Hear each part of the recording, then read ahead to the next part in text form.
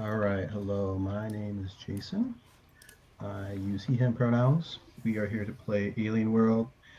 This is a scenario called Alien Jaws, session 3 of 4.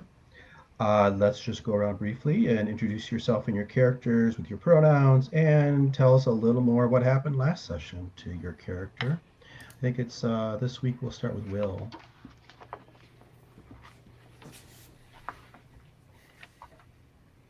Hi, my name is Will. My pronouns are he, him, as are those of my uh, character, Sheriff Curtis Moss, who last session had a bit of a bad time of it. An acid burn badly injured him. He went into shock. He went unconscious. He returned to see the town in danger.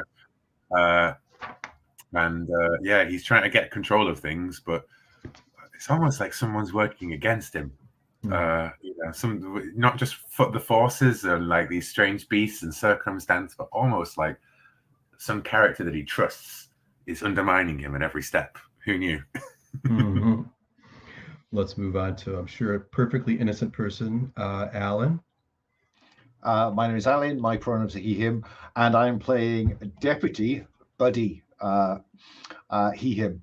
And Buddy is a local petty thief valued by the community because he's practical and useful. And that's why the sheriff deputized him, because he needed someone reliable and, someone who could do the job. Um, and Buddy spent most of last time trying to engineer the capture of a face hugger, though he doesn't know what that's for. These strange kind of spider crab things, um, because he is trying to get out from under the company, and the company, he thinks he's got leverage over the company now because he's got one of these things.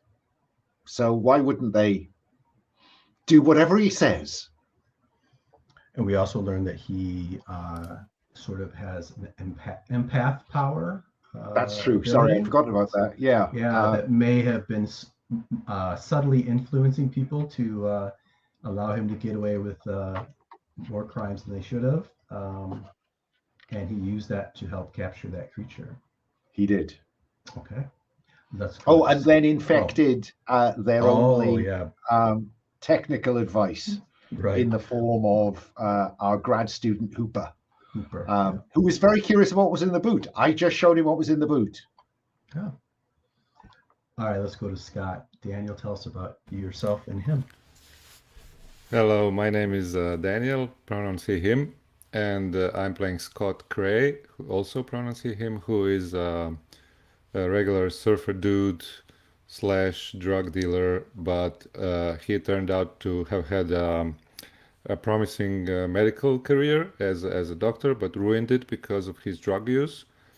And he has found out that there are some sort of alien strange life forms, and he thinks that having these finding out more about these could probably get him his license back. But he has also got himself infected from one of those strange things. So we'll see about what happens to him. And also, he's currently looking for a buddy who has abandoned him out on the island for because he saw him infected. So he's looking him. They had a sort of a deal about these discoveries, but we'll see how it turns out. Mm-hmm.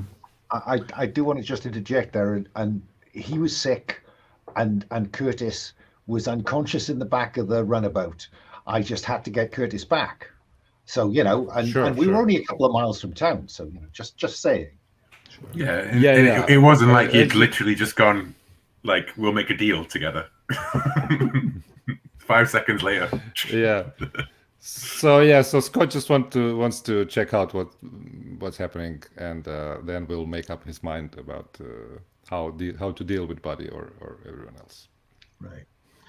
And you currently have a plastic baggie, Ziploc bag in your pocket with some of Yeah. these swirling, uh, misty looking, whatever they are. Yes. And you've also seen that part of why Buddy freaked out is because you saw that coming out of Scott, out of his head, swirling around his head, and as he was having a moment. And Scott, you've also seen that around that sheep that was just standing there, Yes. unmoving. So we've seen little bits and pieces of that part of whatever's going on throughout our game too. All right, great. We are using for safety the Open Hearth Code of Conduct, the Open Door, Lines and Veils, and as always, the X card. If anything else, if anything we haven't covered gets to you, you need to exit, feel free to do so. In terms of lines and veils, we have lines on sexual assault and violence, homophobia, racism, and sexism. We won't have any of that. We have veils on harm to children, peril to pregnant women and infants, consensual sex, domestic violence, torture by PCs and by NPCs. I made, secondary to our conversation last week, our stars and wishes at the end, I made a few edits to the rules. The only one I want to point out, if you go to resolution, harm, and miscellaneous moves, you go down to the overwhelm move. To the left of it, there's a little bit framed with yellow called overwhelm move when in extremis. So this is just an attempt to put in an overwhelm move that's real quick and dirty, where you just roll a single die. When you're in that sort of moment, you're stressed out, you need to get some stress relief. Basically, you can only either behave badly or lose it. And you roll a single die and relieve some stress and have some very quick consequences. So that's a way to give you an opportunity to lose stress when we're in the heat of the moment and we don't want to take too much time to do the full move. Okay. Let's see.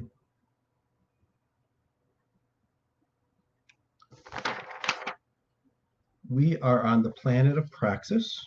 The island is called Hope, or the colony is called Hope. The company you are all shareholders in is called Organic Explorations. Sheriff Moss, let me ask you a question. We are going to pick up about an hour later. Have you allowed the fishing boats to leave the harbor? No. Okay, shut that down. Okay. Yeah. I mean, how successful I was, but I think I, fired my pulse rifle in the air and pointed out to the bay and said, these things are on the island too. Whatever they are, we got to stay down. We got to hunker down, and we got to stay strong. You go out into those waters, we don't know what we're dealing with. You're just going to end up dead like they are, and we might need you. Your families might need you. God damn it. Wait, I need to get more northern for Moss. Yeah. Your families might need you, damn it. Okay. And we see that we had described that a fishing boat was attacked by whatever this thing is, this massive black squishy, and it exploded. So there's still some black smoke rising out of the harbor, ominously. Buddy, I just wanted to remind you, there was a part we did last, when I went back and listened to the session, I remembered it too. There was a point where you were manipulating the mayor and you got a mixed success. And you had agreed to spy on Moss for him. He had given you he told you to contact him on channel 3, or he would contact you on your walkie-talkie or the CB. And Scott, well remembered. Yeah, and Scott, remember this place, Broken Shoals. Also, you, Buddy, too. You know that something the Nautilus spotted something in the mist out at Broken Shoals. And Scott, you know that that's where you get your algae. And you were interested in maybe getting back there to get a stash, just in case Weyland-Yutani shut you down, or tried to shut you down. Okay? We're going to pick up about an hour later. So everybody go ahead and, the relief of no immediate danger, a little bit of time has passed. Just go ahead and reduce your stress by 1. We're going to pick up with the three of you plus the mayor sitting in sort of like an observation area in the movie Alien. I don't know if it was in the extended cut or the original cut. I can never remember. But there's a scene where a bunch of the characters are sitting and they're watching Ash, picking at the facehugger that's on I can't remember John Hurt's character, or John, what's the other guy, the Kane. guy that got, Kane. yeah, Kane, picking at the face hugger on his face. And they're sitting outside talking, and that's where you're at. You're sitting, you're looking through this observation window, and you see Dr. Lazarus, doing the same thing. Has some tools, picking at this face hugger. You have warned her, that it has acid for blood, so she's not going to make the mistake of cutting it. But she's there, with medical gown and face mask, Hooper's laid out on a medical table. She's checking it out. The three of you and the mayor are sitting outside. Moss, you're the boss here. You're leading this meeting of people, and I'd like to hear you guys sort out in character and also some out of character, like where you want to go. We have some questions that we came up with at the end of last session that we wanted to sort out, whether we're going to change characters, all that kind of stuff. So let's sort that out. Who's going to go, who's going to stay, who's going to change characters, all that. Also, the mayor's there. He's chain smoking. He's obviously extremely stressed out. He's pouring through he's got this binder that has obviously it has the agreement between Organic Explorations and Weyland-Yutani, and he's muttering to himself like, how are we going to keep this deal? How are we going to keep Weyland-Yutani from backing out? So he's a little obsessed with that. You guys take it away. Let's start with you, Sheriff Moss. How do you want to start your meeting here?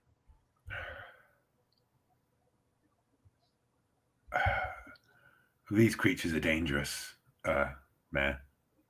And you've seen what's out there. This is nothing like anything we've seen on this planet. And if anything, that's just going to make Weyland-Yutani more interested.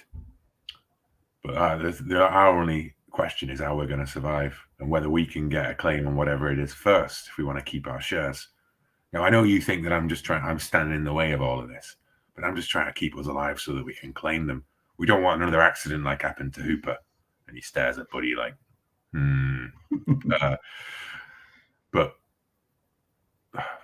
I don't think I know anything about the Nautilus going out onto the Myths. If only we could find something must have happened. Something must have, because we've been here for years and we've not seen anything like this. But something must have happened to bring them out here. There must be a source of them somewhere. Now, those creatures that are on land, the small ones, what they did to the Withers family, I think we could hold them off.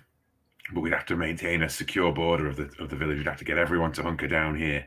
And any boat that goes out there on those waters could be torn apart.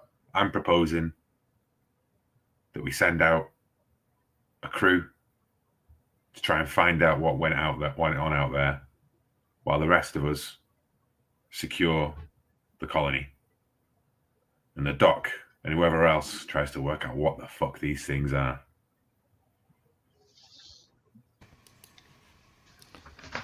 Well, I volunteer. Good man. And I just want to apologize again for the whole Hooper thing. Just an unfortunate accident. He was asking me what was in the boot of the Renaissance. I was saying it's one of those things, and he said, but so what is one of these things? What am I dealing with here? I'm a scientist. I know about this stuff. And the next thing I know, that the kind of rope that I thought was secure came unsecured, and I just feel awful about it. God damn it, buddy! I told you the very first thing was to make sure that thing didn't get out, right? And if he hadn't kind of distracted me with all this scientific stuff, it would have been fine. Buddy, I need you to focus, buddy. Okay, people are dying. Do you understand that? People are dying. I don't want it to be you. And I'm gonna take the opportunity to relieve my stress here while we're at. So sorry to interrupt our planning session with a move, but Sure. I think it's the least that Buddy owes me. Sounds good. Let's go right to it. Let's do the overwhelm move, not the in extremis, but the regular one. You're behaving badly, role play a verbal or physical conflict with another PC. Share a story that teaches us something about your character and helps explain why you dislike the other person. You I mean, may have why? covered some of that, yeah. Yeah, Why? I mean, was the story not just what I described? Yeah. I think it may have been, yeah.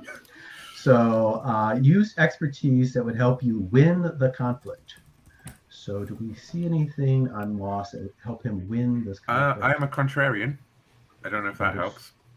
Yeah, I can buy that. There's one. Do you have the right tool for the job? Is there any gear that would help give you advantage or give you I a die? my big pulse rifle. I don't see it helping much. Can particularly. can he not just point through the observation?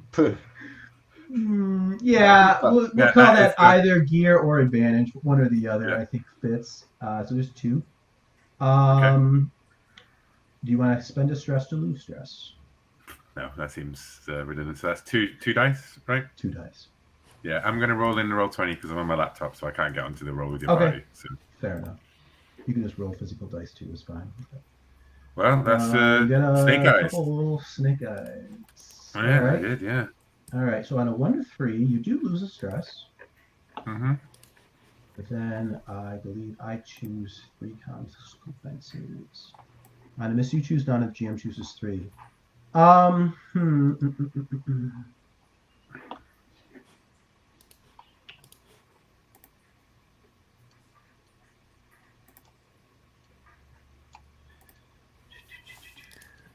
I think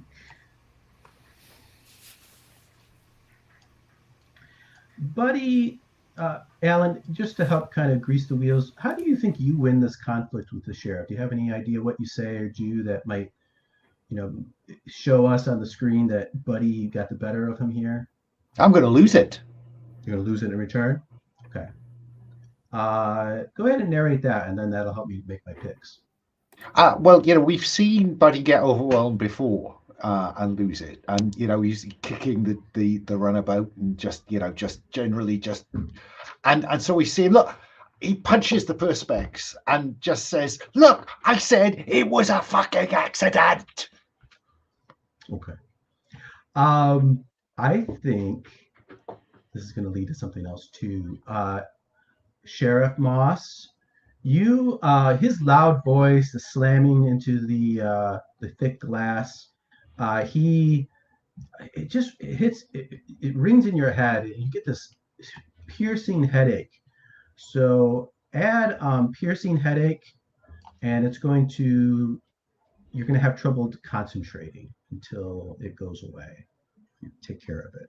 So you're going to suffer a hurt. I think the mayor is going to be stressed out by this whole scene. So that's 2. And I think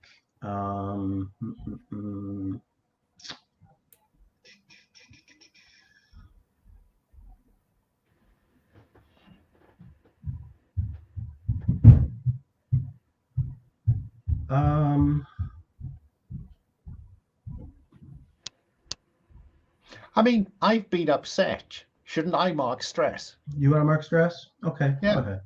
I think that would be fair. Okay. I think this. And you're gonna Buddy make. is It sounds like feeling it. you want to make the overwhelm move too. But let me.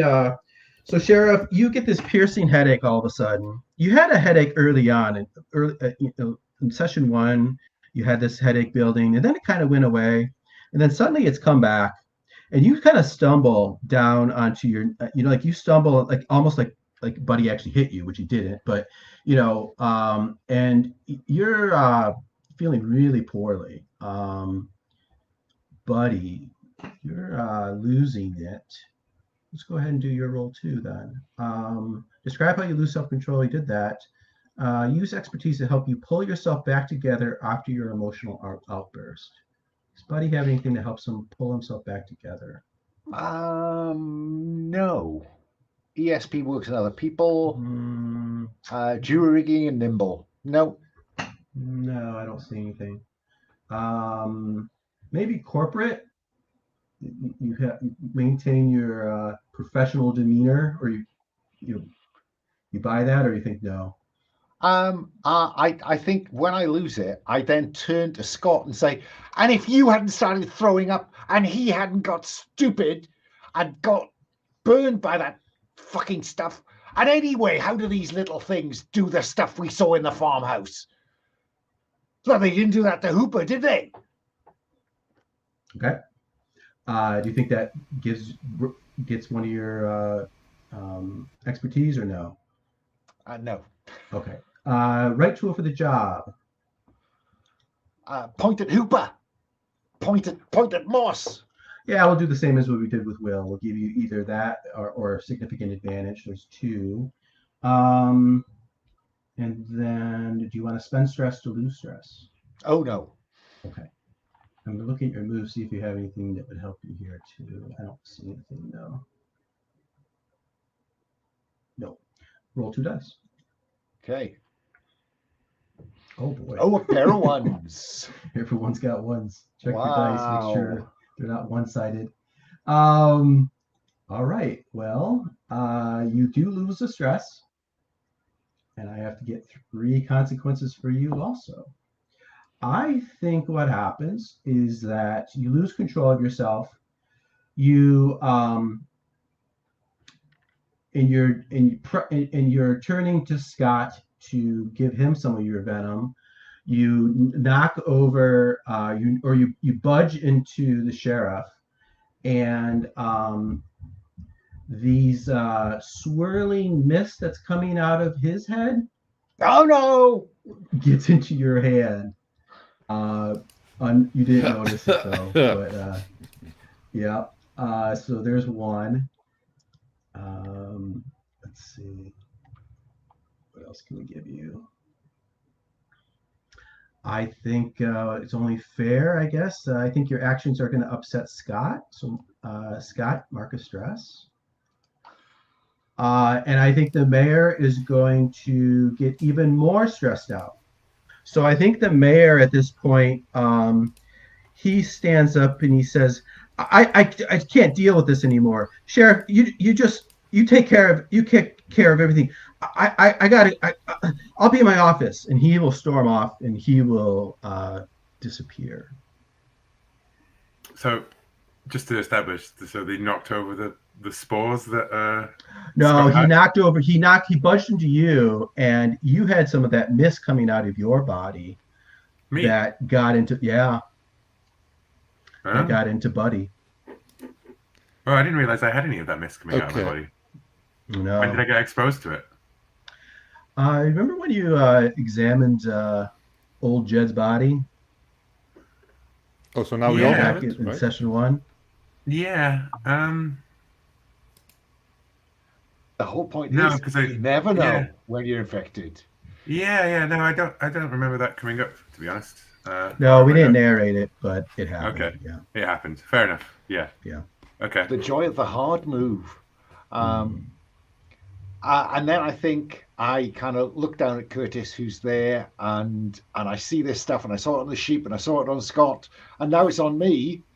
But are we all aware of this? Are we able to see it? Like, Yeah. okay. I don't Well, think mean- Buddy's. The way I narrated, I don't Okay. think Buddy saw it in his desire to, yell at Scott. Oh, but okay. but Yeah, just because if we're all walking around with like spores around us, I find it hard to frame. us as it's doing not anything, constant. It's not constant. It Yeah. seems to be at acute moments. If it's like the camera picks it up and the players, the characters don't know about. I it, think that's fine. Curtis I'm just Moss finding is it hard to having imagine. you're having a medical moment, so you don't notice it. Buddy didn't notice it because he's in hysterics, and Scott is probably focused on Buddy at this moment. So Okay. Yeah. I want to calm down, buddy, or try to hold him to calm him down. I don't really, want to calm him down, but I just say, okay, buddy, okay, Sheriff, we need to calm down, and we need to focus on what we're going to do right now. There's a lot of stuff that we don't know about, and there's a lot of stuff that we have to address right now. So we have to, maybe come up with a plan, okay? And I'm wondering how am I affected too much with this? Because I was coughing and does it see Right. do people see that I'm still ill or I'm just feeling no, better you now? seem fine. And let me say, out of character, this just to avoid any confusion, this is different than the xenomorph infection. Okay. Yeah. You made a roll last week, Scott. So you have fought it off, so to speak. Your body has. So whatever consequences it may have are not going to be that intense for you. So we will see for the others, but this is something different. Just to make that clear. You're not, like I said, told you last week, Daniel. You're not going to die from this. Yeah. Okay? Sure. Okay, so I want to focus on the discoveries that we have, and maybe find out a little bit more about how these spores are affecting us. Sure. But I'm not sure if we have time because we have to head out. Yeah, and I'm suggesting Sheriff Moss. If we are going out to sea, there's a good place that we can maybe have some sort of a base. It's the Broken Shoals. It's a place a little bit to the south where I sometimes go to surf because the surf is good there, and most of the people don't know about. But if we go out there, yeah, that'd be a good place to start our search. Okay, but I'm wondering if we have time to check out. I'm just wondering. I'm not maybe saying it out loud. Just wondering if I have time to check out what's with the illness, because I think this is a discovery that I want to find out something about. Do we see you sort of like helping the sheriff into the med bay, which is right there? It's right there. Okay. Yeah. Well, I Yeah. mean, so far we've established that we don't know that we're infected, right? Yeah. Yeah. Like, we don't know. Probably I know. Like, Probably none I of know us that I see the am. I spores am around infected. us. Like, this is a camera thing. Yeah, and you've got a sample of them as well, right? The sheriff is definitely having Yeah. something's going on with them, more than just Yeah. a bad reaction to Buddy's hostility. Yeah, as he winces and Oh, squeezes his nose, temples, like, oh fuck, a blinding headache. Yeah. okay, Sheriff. So yeah, maybe you need to calm down. Let me just check you up for a little, for a second. Well, I mean, just I'll be honest. If you And want to then- persuade me to get in there, you'll have to tell me that, like, there's this strange spores. I'm worried about infection, because otherwise I'm just going to tell you you sure should I go.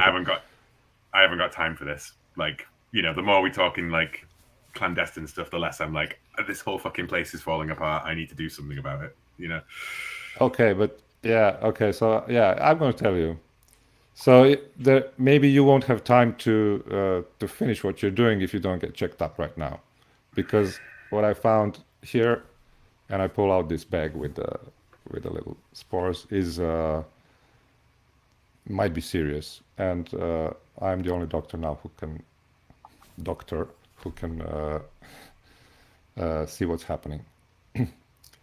And That was like the sheep. the other thing is, yeah, that's it. And the other thing, we need you in the best shape, Sheriff, because we need someone to lead us.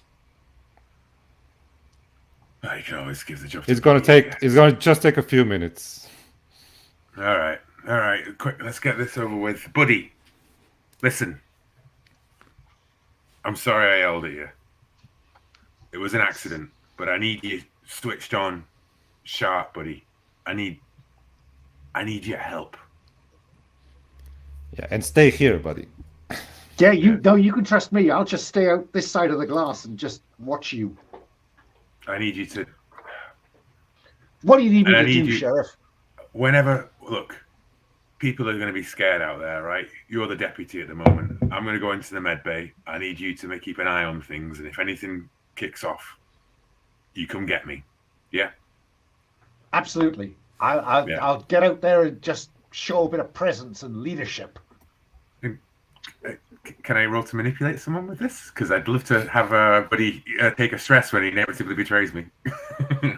Sure.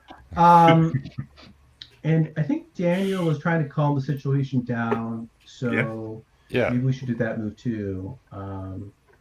So let's just do a couple quick rolls, just to get through, make it quick.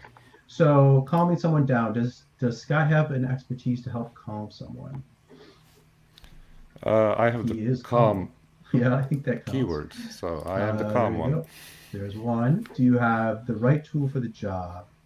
I think you showing the little baggie to help give explanation and kind of divert from the issues that were led to the conflict in the first place. I think that would count.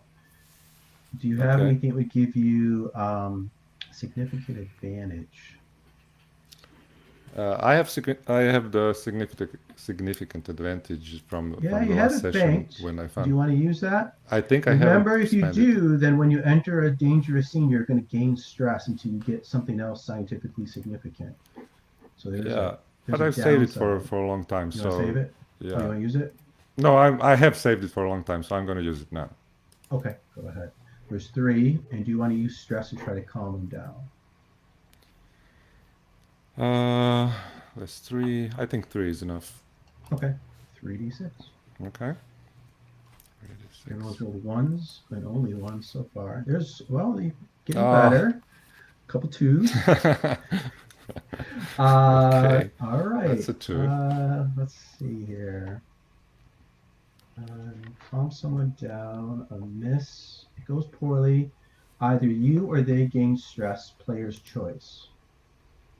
Does Moss end up gaining stress, or does Scott Cray gain stress? I think I'm gonna take the stress. Okay. Yeah, but maybe the whole way this is gone. Because maybe showing that there's something more serious might be happening with the spores. It's not really calming people down. Right. So. And I am going to put that move on a shelf. I have an idea. So you guys, I forgot. Will, what were you going to do? You were going to try to I'm just, manipulate? and manipulate. I've got, my my tags, which I think, give me expertise that goes to it. I'm the marshal. Okay. And I don't. I would suggest that my item or my significant advantage would be that deputy badge, that trust that I have placed in Buddy, that he does seem quite pleased with, to be having a position of authority. So I'll take 2 dice for it, I think. Okay. That's a 6. Okay, finally. So you, the character must go along with what you're asking or choose to gain stress. So you're just asking him to help you, to be a deputy, to buckle under your authority, basically.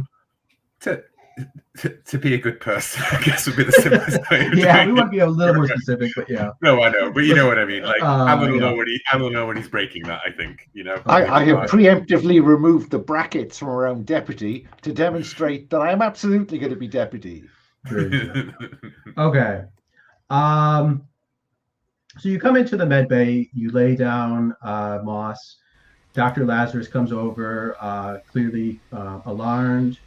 He says, "What's going on, Scott? What's wrong with the sheriff?" I think it's just a headache, but let me just check him up for a while. You can go and do what you want. I'll handle it. He thinks there's some sort of contamination, some sort of spores that we observed up on the farm. Well, yeah, perhaps. Yeah, we need to find out. We need to find out for sure. This is just speculation. Otherwise, Sure. So listen, Craig. I appreciate what you're saying, but everybody here, the doc, needs to be kept in the loop. One of us could get done at any moment. No more secrets. Well, let's put him in the auto dock here. Scan and see what's going on. Okay.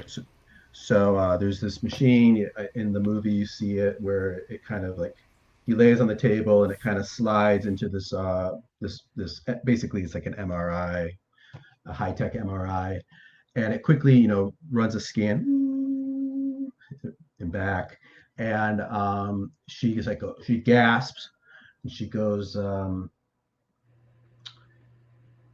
She points, there's like a readout up above. She points, she doesn't say anything so that she doesn't alert the sheriff, but she points and she looks at, towards his brain. And you can see in like the frontal lobe of his brain that there's this, there's been some structural changes. Okay. And she then points to sort of like a microscope, and like she's taking a sample of like his the brain fluid. I forget, there's a term for it, but anyways, she's taking a sample of that, and you look in, and you see that there are these microscopic alien things that look kind of like this. And they move and act in a very systematic, logical way. She says there's some sort of biological, I guess the best word would be, I think they're nanobots, but they're not. They're made out of something I don't understand. They act, their chemistry, the physics of them are completely something I've never seen before. But you think they're not organic? They're organic, but they're also mechanical. They're both. They're biomechanical, I guess, and they. This is The extraordinary. structure and their composition is alien. It's something beyond anything I've ever heard about or seen. And I think you too, Scott. You would probably be. I will say this knowledge and these samples would count as a scientific discovery. So I think you got your significant advantage back. That's the good side. But his brain is showing a lot of these, specifically in that frontal part of his brain, and they seem to be changing the structure of the neurons, replacing the neurons to some extent. It's not. It's still pretty to a well-defined small area, but it seems it's clearly something's going on there.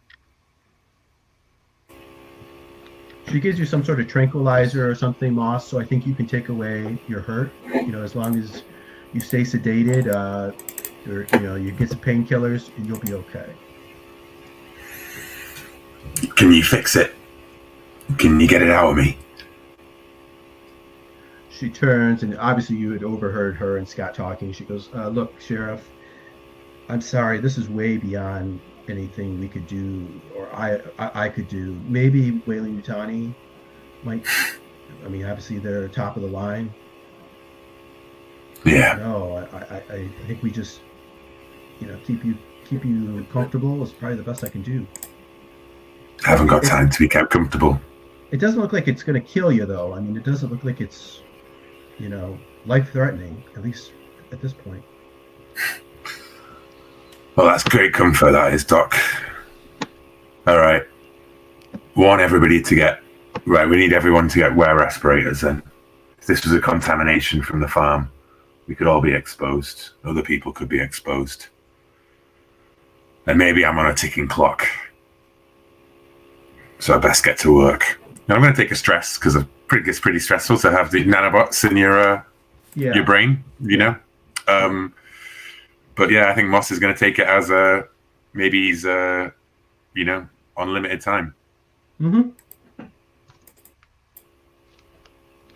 Let's cut. Well, let me go out of character then. So, are all three of you sticking with your PCs, continuing from here, or do you want to switch, or what do you want to do?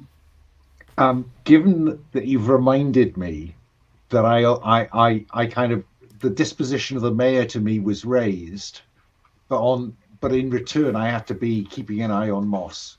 So I don't think that I can go with my initial feeling at the end of last session, which was to phase Buddy out while he tries to work on the spaceship and get it up in the air. I think I have to stick with Moss. Okay. But in the meantime, I do have something I want Buddy to do on his way to, as the sheriff ordered him to do, just keep things calm. Do the job of a deputy. Mm-hmm. Okay. So we see you going out to the docks.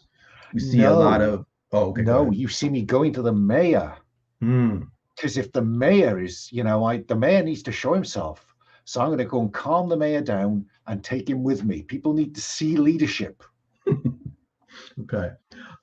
We see you, then we cut to you at the door, which is the mayor's office is the bridge of the Nostromo, but they've renovated. They pulled out a lot of the stations and put in desks and whatnot.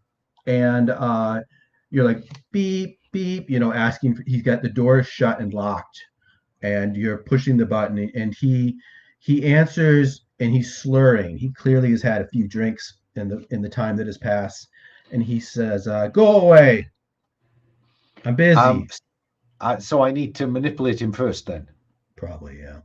Or you can Yeah. calm him down through the door. Let's do it that way. Try calming me down through the door. Look, Mayor, I just wanted to say, look, this is all doable. This is all doable. Nothing awful has happened yet. It's all a bit worrying, and I know it's been stressful, all the stuff about the contract and the buyout and all that stuff. And you carry a lot of that weight, and I appreciate that. But right now, we all need you, Mayor. Okay, let's roll and see how it works. Calming someone down. Share a story with focus and use it to calm someone. I think you just did that. That's fine. Does Buddy have an expertise to help calm people? I'd like to suggest ESP. Yeah, I like it. Does he have the right tool for the job? I don't think so. No. Does anything give him significant advantage? I think that the mayor is positively disposed towards me already. Yeah, I think that's true. We'll use that. There's 2. Do you want to spend stress? I do not. Okay. 2d6? 2d6. Okay. 4. 4. Let's see. On a 4+, you both reduce your stress by 1. So you can reduce your stress. And great. you choose one. You can ask the mayor a question, or you can raise his disposition even more. I'd like to raise his disposition to be even more. Because I think he went to neutral. We'll go to friendly now. Because sooner he's going to need a new sheriff. So he opens the door. You see he's got his coat off. He's got his tie half undone.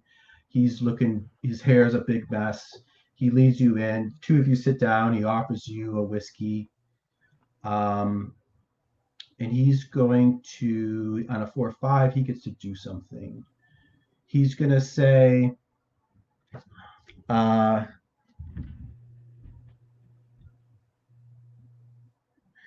buddy, you're playing an angle here, aren't you?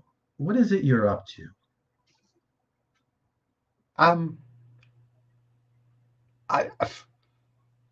Everybody keeps telling me that we're all going to die and stuff, and I'm just trying to do the job that the sheriff gave me, which was to get out there and keep people calm. Because at the moment, given the successful manipulation, I don't think I have got. I've walled that angle off for now. Okay, yeah, that's fair. He goes, buddy, the hero, then, eh? All right, fine. I just want to help, Mayor, and out there right now, they need both of us. And he turns, and you see like the window of it looks out over the harbor, and he says, "Okay, buddy, look, go out there and grab a boat. You and the sheriff, and it sounds like that Scott wants to go out there and get that thing, and maybe if we can drag that thing in to show Weyland-Yutani that we caught it, maybe we can save this deal." Yeah. There's only one thing, Mayor. It could get a bit rough out there. I mean, you noticed the sheriff earlier on had to kind of fire into the air to get people's attention. Do you have the codes for the weapons locker? Oh, I am prepared to manipulate. Yeah, I think that's going to require a manipulate. Trigger this movie. I have the codes for the weapons locker. Yeah, he does. Yeah. I don't think that Buddy going behind the sheriff's back to get the weapons locker codes from somebody else is living up to our manipulate someone role. I think might be true. It might be true. You might have to Okay. take a stress Yeah. to do it. You want to do Okay. it, or you want to No, pass? no, no, no. I'll Okay. play it straight. Okay. Because fair. I'll just if look you're for a playing it, baseball bat. yeah, you got a gun. I gave you a gun, didn't I? Before we were about to go out. I don't think you ever did. No. I don't think you did. No, I thought I'd given you a gun before we were about to head out, and then you went to Hooper. I was certainly intending. When he went out to the farm, or you mean when he got back? When we got since then? back, because we were all about to leave. You did hand happy out to some look stuff. I at don't it. remember exactly. Whatever. Yeah. I mean, I think I Yeah. got a walkie-talkie. You got a stun baton, I think, a walkie-talkie. I definitely gave you those before you went up to the farm, and I think that I definitely. All I wrote down was walkie-talkie and deputy's badge. Yeah, no, that was it. I was about to give you a gun, and then you unleashed the facehugger on Hooper, and that derailed that particular set of directions. So there's in Sheriff's bag there is a gun that had Buddy's name on it, but I'm happy if at the point of the manipulate you said I'll need something stronger than harsh words. I will give you that gun. Like I will give you that revolver. Okay. I manipulated you, so I believe you. You know. a pistol. Yeah. Okay.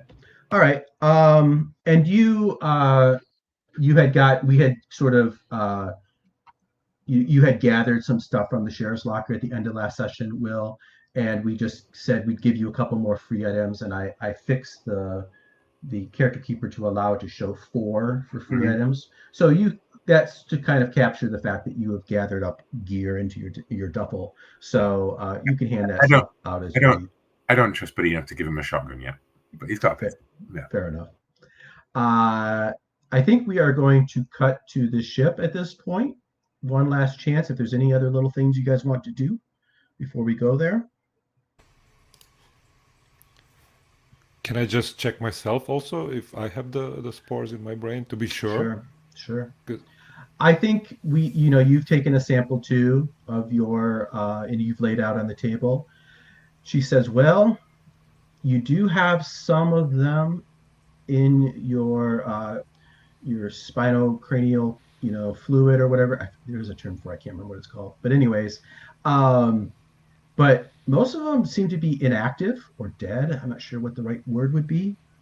And they're not they haven't changed your brain structure the way they have for the sheriff. So I think you're okay, Scott, Sure. but I'm not sure. Yeah, we'd see. Maybe there was something in my brain that helped. Yeah, I mean, it Kill looks them. like But- it looks like your body and also the sheriff's body are trying to fight it off, like an infection.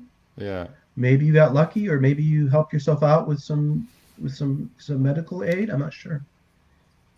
Okay, so yeah, it's important that I think that I might be okay, and then I'll just have to take monitor and look after the sheriff.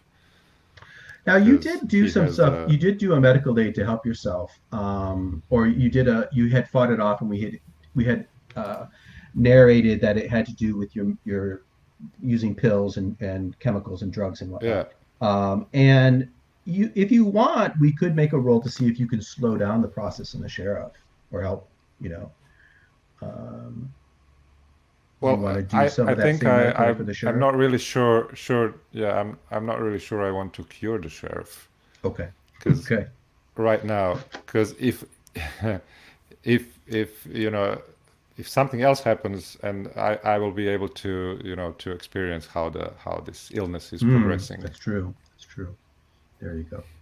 All right. So last call before we move to the water then. Okay. I might have had a plan if I wasn't being responsible. Mm. So no, I think we kept to seeing Buddy, walking along the dockside, just saying, no, stay away from the boats. You heard what the sheriff said. Stay away from the Sheriff, boats. are you guys going to go? Let me go to this tab called boat. This is the second tab. You see a picture of the orca there, and how we will do sort of a mini game of the boat trip. Our first question for you, Sheriff: are you going to go out on Quint's boat, the orca, or do you want to grab a different boat? Quint knows what he's doing. We're going to go out on Quint's boat. Right, he's raring to go. So you are going. The way this works, if we go, you know what? Let's just take our 10-minute break, and we'll come back and we'll get started clean and jump right into the boat trip. Yeah, and framing wise, like the sheriff told all the fishermen his plan and everything. Like threatened to shoot or put a hole for any ship that comes in and out after them or before them. And I'm not going to hand out guns, right? But people here have guns, so like Right. be careful. No one go near the Winthrop farm, that sort of thing, and keep an ear out for Renton and Kumar because they could be, they're getting the comms up.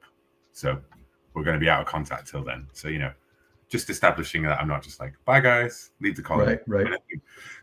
I think we see you walking from boat to boat, gathering the key, the ignition key, Yeah, and convincing each of the fishermen to pour their energies into protecting the village, rather than worrying about, we'll take care of this fish.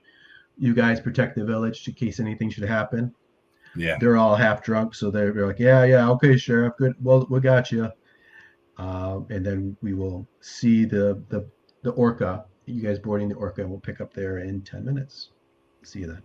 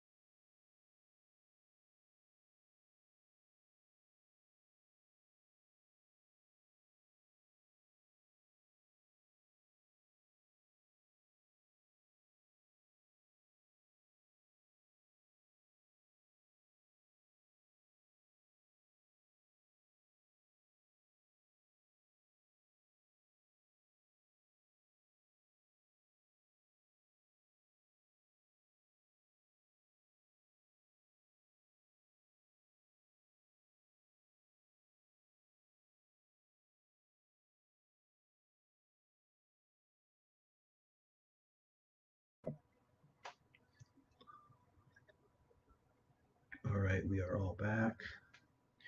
Okay, so you guys are going to leave harbor on the Orca, Quint's ship.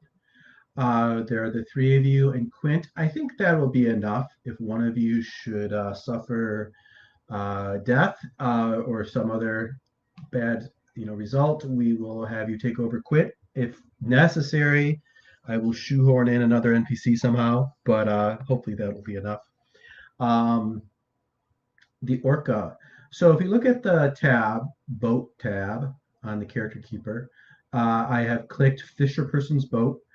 This boat gets 3 electives. It's a better boat than just a standard boat. And let me describe how the boat works. So to the right, there's a list of items that are checked. Those are the basic gear that the ship has. Then there's a list of electives. The 3 of you can work together to just pick 3 of those. The basic way that the boat works, first of all, it's an electric engine, so it uses batteries. So as you're going along, you may deplete the battery, and then you would have to recharge it using the solar panels, which would take a little bit of time. Usually, the battery can get depleted, just narratively, but also if you use the harpoon cannon, and then it has a wire that leads back to the engine, to the electric engine, and it gives you the option to electrocute, your quarry. That's usually the standard way that the people would kill these squishies, is they would shoot it with a harpoon, then electrocute it to death.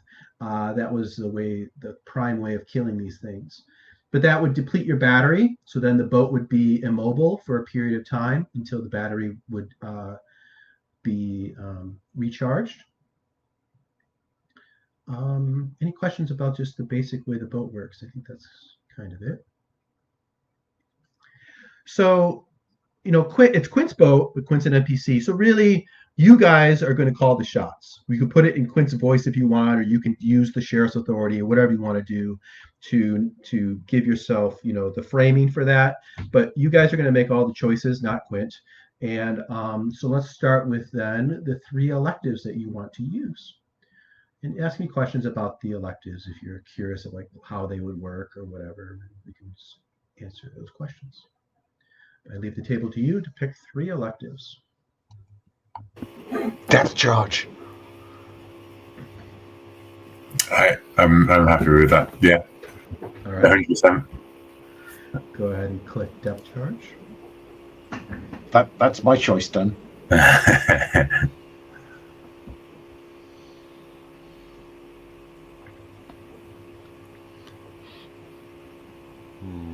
Maybe shark cage. I'm a bit dubious that a shark cage will do anything against a massive tentacle beast. I'm just Scott was thinking planning to would go make a down good in the water, wasn't he? Yeah. Yeah, and it would make a good scene, even if it's very dangerous. Well, I mean, on a meta level, right? We know that there's the beast out there, right, which is what we're after. But you also know about the Nautilus going out, and that there was something out there, right, which could involve us having to get off the boat and search for things. So I'm not sure if we don't declare scuba gear, will we have any gear with which to go? Scott already has a mask and a rebreather. So okay, he's already I mean, you can create gear the old-fashioned way too, of using your points. So you're cool. If you want to get a shark cage, then that'd be great, because that can be how you initially go down before you have to climb out of the safety of the shark cage and enter the wreck. Sure, yeah. It's the line from Jaws. Cage goes in the water, you go in the water, shark in the water. Farewell, ye Spanish ladies. Or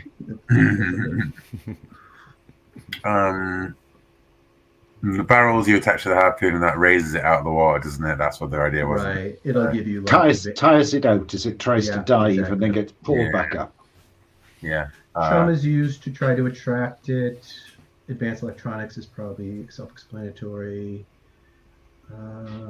The auxiliary battery, that's if you deplete your main battery, then that would kick in. Yeah. You may still have power. I think I'd like to nominate the advanced electronics to get a better picture of it all, because I think that otherwise, all I can think of is that, like, well, I know that I as a player know that it's the alien, so all of that stuff that we might have in a Jaws movie may not be as useful as it would be against a shark, as it will be against a because they know how to turn the power off, right? That kind of things. Yeah. I also like the idea of this slightly archaic looking boat, and there's one station in the cabin which has got some, that retro future equipment. Mm-hmm. So tick that box for me. All right, so the Orca has advanced electronics, shark cage, and a depth charge. All right. You're going to set sail. So now, what we do is we narrate how you're hunting for it. We establish, what everybody's doing. Then based on that, we make a roll on this move called Dangerous Waters. That will just sort of set the stage. Then we will narrate how you go about battling the beast, which can include fighting, chasing, capturing, fatiguing, hindering. You could, however you narrate it, we will then roll on that battling the beast move, and then you will hope through that to gain hold. You will, as you accumulate hold, you can get some choices. You can use one hold to just have time pass, to break with the creature, have a chance to recover, to have some scenes before you go back to the hunt. If you gather 2 hold, you can declare that you're going to escape. You can't get back to harbor. Narratively speaking, we'll figure out why, but functionally, you can't get back to harbor until you're able to either overcome the monster or get 2 hold and spend it to just escape and leave the creature free, Or if you get to 3 hold, you can declare that you've overcome the beast, and then we'll go forward from there. Does that make sense? Okay. So let's start then. We see you leaving. It's about 3 or 4 p.m. You're leaving the harbor. Let me start with Will. Narrate for me how you go about hunting for the creature.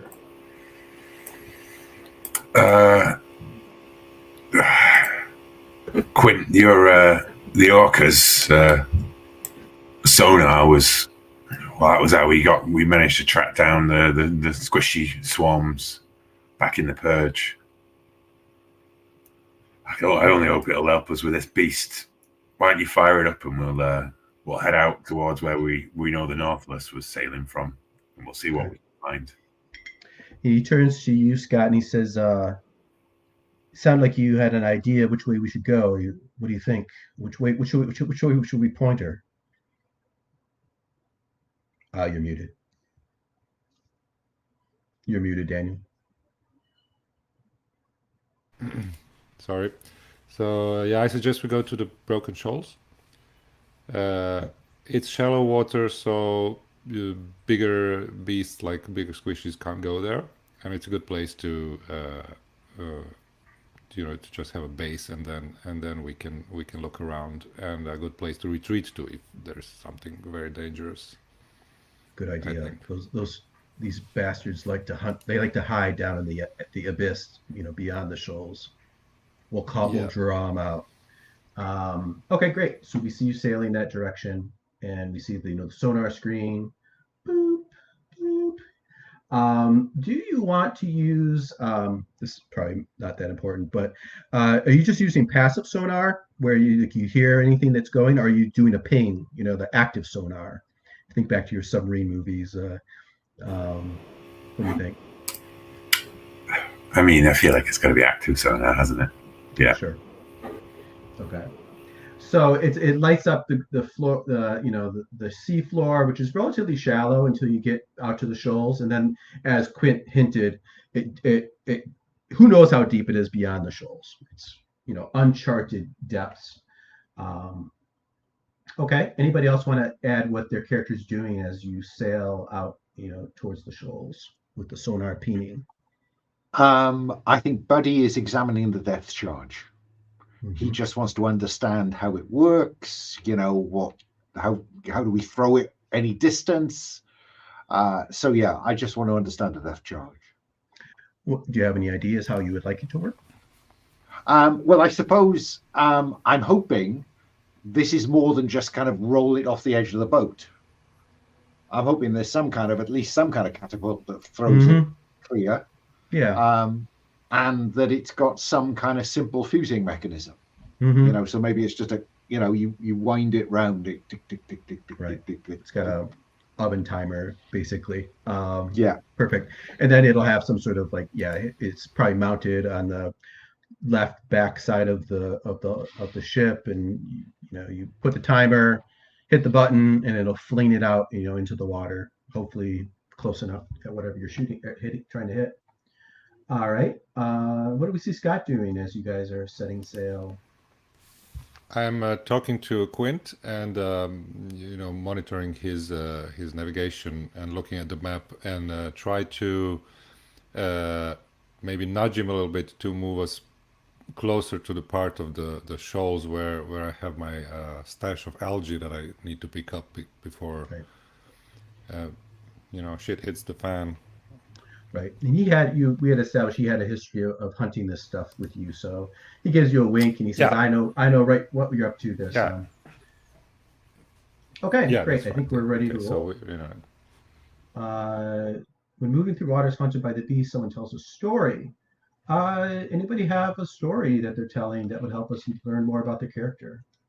Jump in if you have one, or I'll pick somebody. I'd like a flashback to talking to the captain of the Nautilus, and saying, "Look, what if I told you that there was a payday in surveying the shoals? Just it's all it all ends up going to Weyland-Yutani, but it would be good, wouldn't it, to know exactly what we're handing over?" And we go 50-50 on anything that we get out of it. Right. And that cuts back to Buddy while apparently away from the others, examining the depth charge, just checking out that data pad for what the Nautilus captured around the shoals. Right. We see that ominous phrase. I think it was something in the mist. Okay, so let's roll. Let's see. The group decides how they're traveling, what they're doing as they travel, and a crew member rolls for the boat. Does anyone on the boat have an expertise that would help with what we've described you doing, using the sonar and the advanced electronics to try to find this thing? Anyone feel their character has an expertise? No, I mean, I'm nimble if things get a bit hairy. Okay. No, I don't see this being combat, which would be the closest one I could think of. No. The only one, even Scott's more scientific, but it's not really electronics. Yeah, I think surfing is not also something that is no, close probably to not. what Unless, to be yeah, we see you surfing behind the boat. No. All right. So that's a big no. Do you have the right tool for the job? You absolutely do. You have the advanced electronics. So there's one. Does anything we've described so far give you significant advantage? Does the fact that Scott presumably has traveled out here before to the shoals? Yes. Would that count? Yes, absolutely. I was thinking the same thing. Scott has a history with this. We made it very clear. So there's 2 dice. Yeah. Does anyone want to spend a stress to help the crew? Look at us all leap to volunteers. That's a pass. No. All right, 2 dice. Sheriff Moss, why don't you go ahead and roll for us? Okay. 2 dice. 2 dice. That's a 6. 6. All right, and looking at our move, dangerous waters on a 6. The beast is here. The crew has the initiative. So you sail along for an hour or so. The sun is starting to set. It's getting low in the sky, but you still have daylight. And you see up ahead, maybe it shows up on the radar first, and you approach. There's a ship just sitting in the water up ahead of you. You get a visual sense of it. You look, and Quint goes, "That's the Nantucket. She's not moving. I wonder what's going on." And maybe we see Moss look over at the sonar screen, and you see there's a dark mass, underwater in that direction. It's flitting in and out of the screen, or in and out of the range of the screen. Maybe it's going deeper, maybe it's going away, but it appears, it goes away. What does the crew do? Let me ask Alan that. What's the approach the crew's going to take here? There's a boat dead in the water, something big in the water nearby. Well, look, why don't we, turn the active sonar off, and let's just maneuver up real slow. We just sail casually up to it, and then, when we're pretty certain we're near the top of it, we kind of turn the active sonar on. If it's still there, bang goes the depth charge. Sounds like a good plan, buddy. Yeah, good idea. And he's going to pull his walkie-talkie to the ship's radio, because the island's comm network is down, right? But the radio, shortwave radio, will work, right? The interstellar comm tower's down, but the local, radio tower's still working. Yeah. Nantucket, come in. This is the Orca. Nantucket, come in.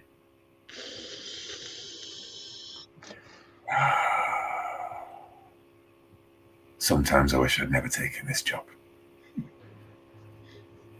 I mean, it's sad, but it's kind of good news that there's nobody on board, because we're just going to lob a depth charge in that direction, aren't we? So, it's...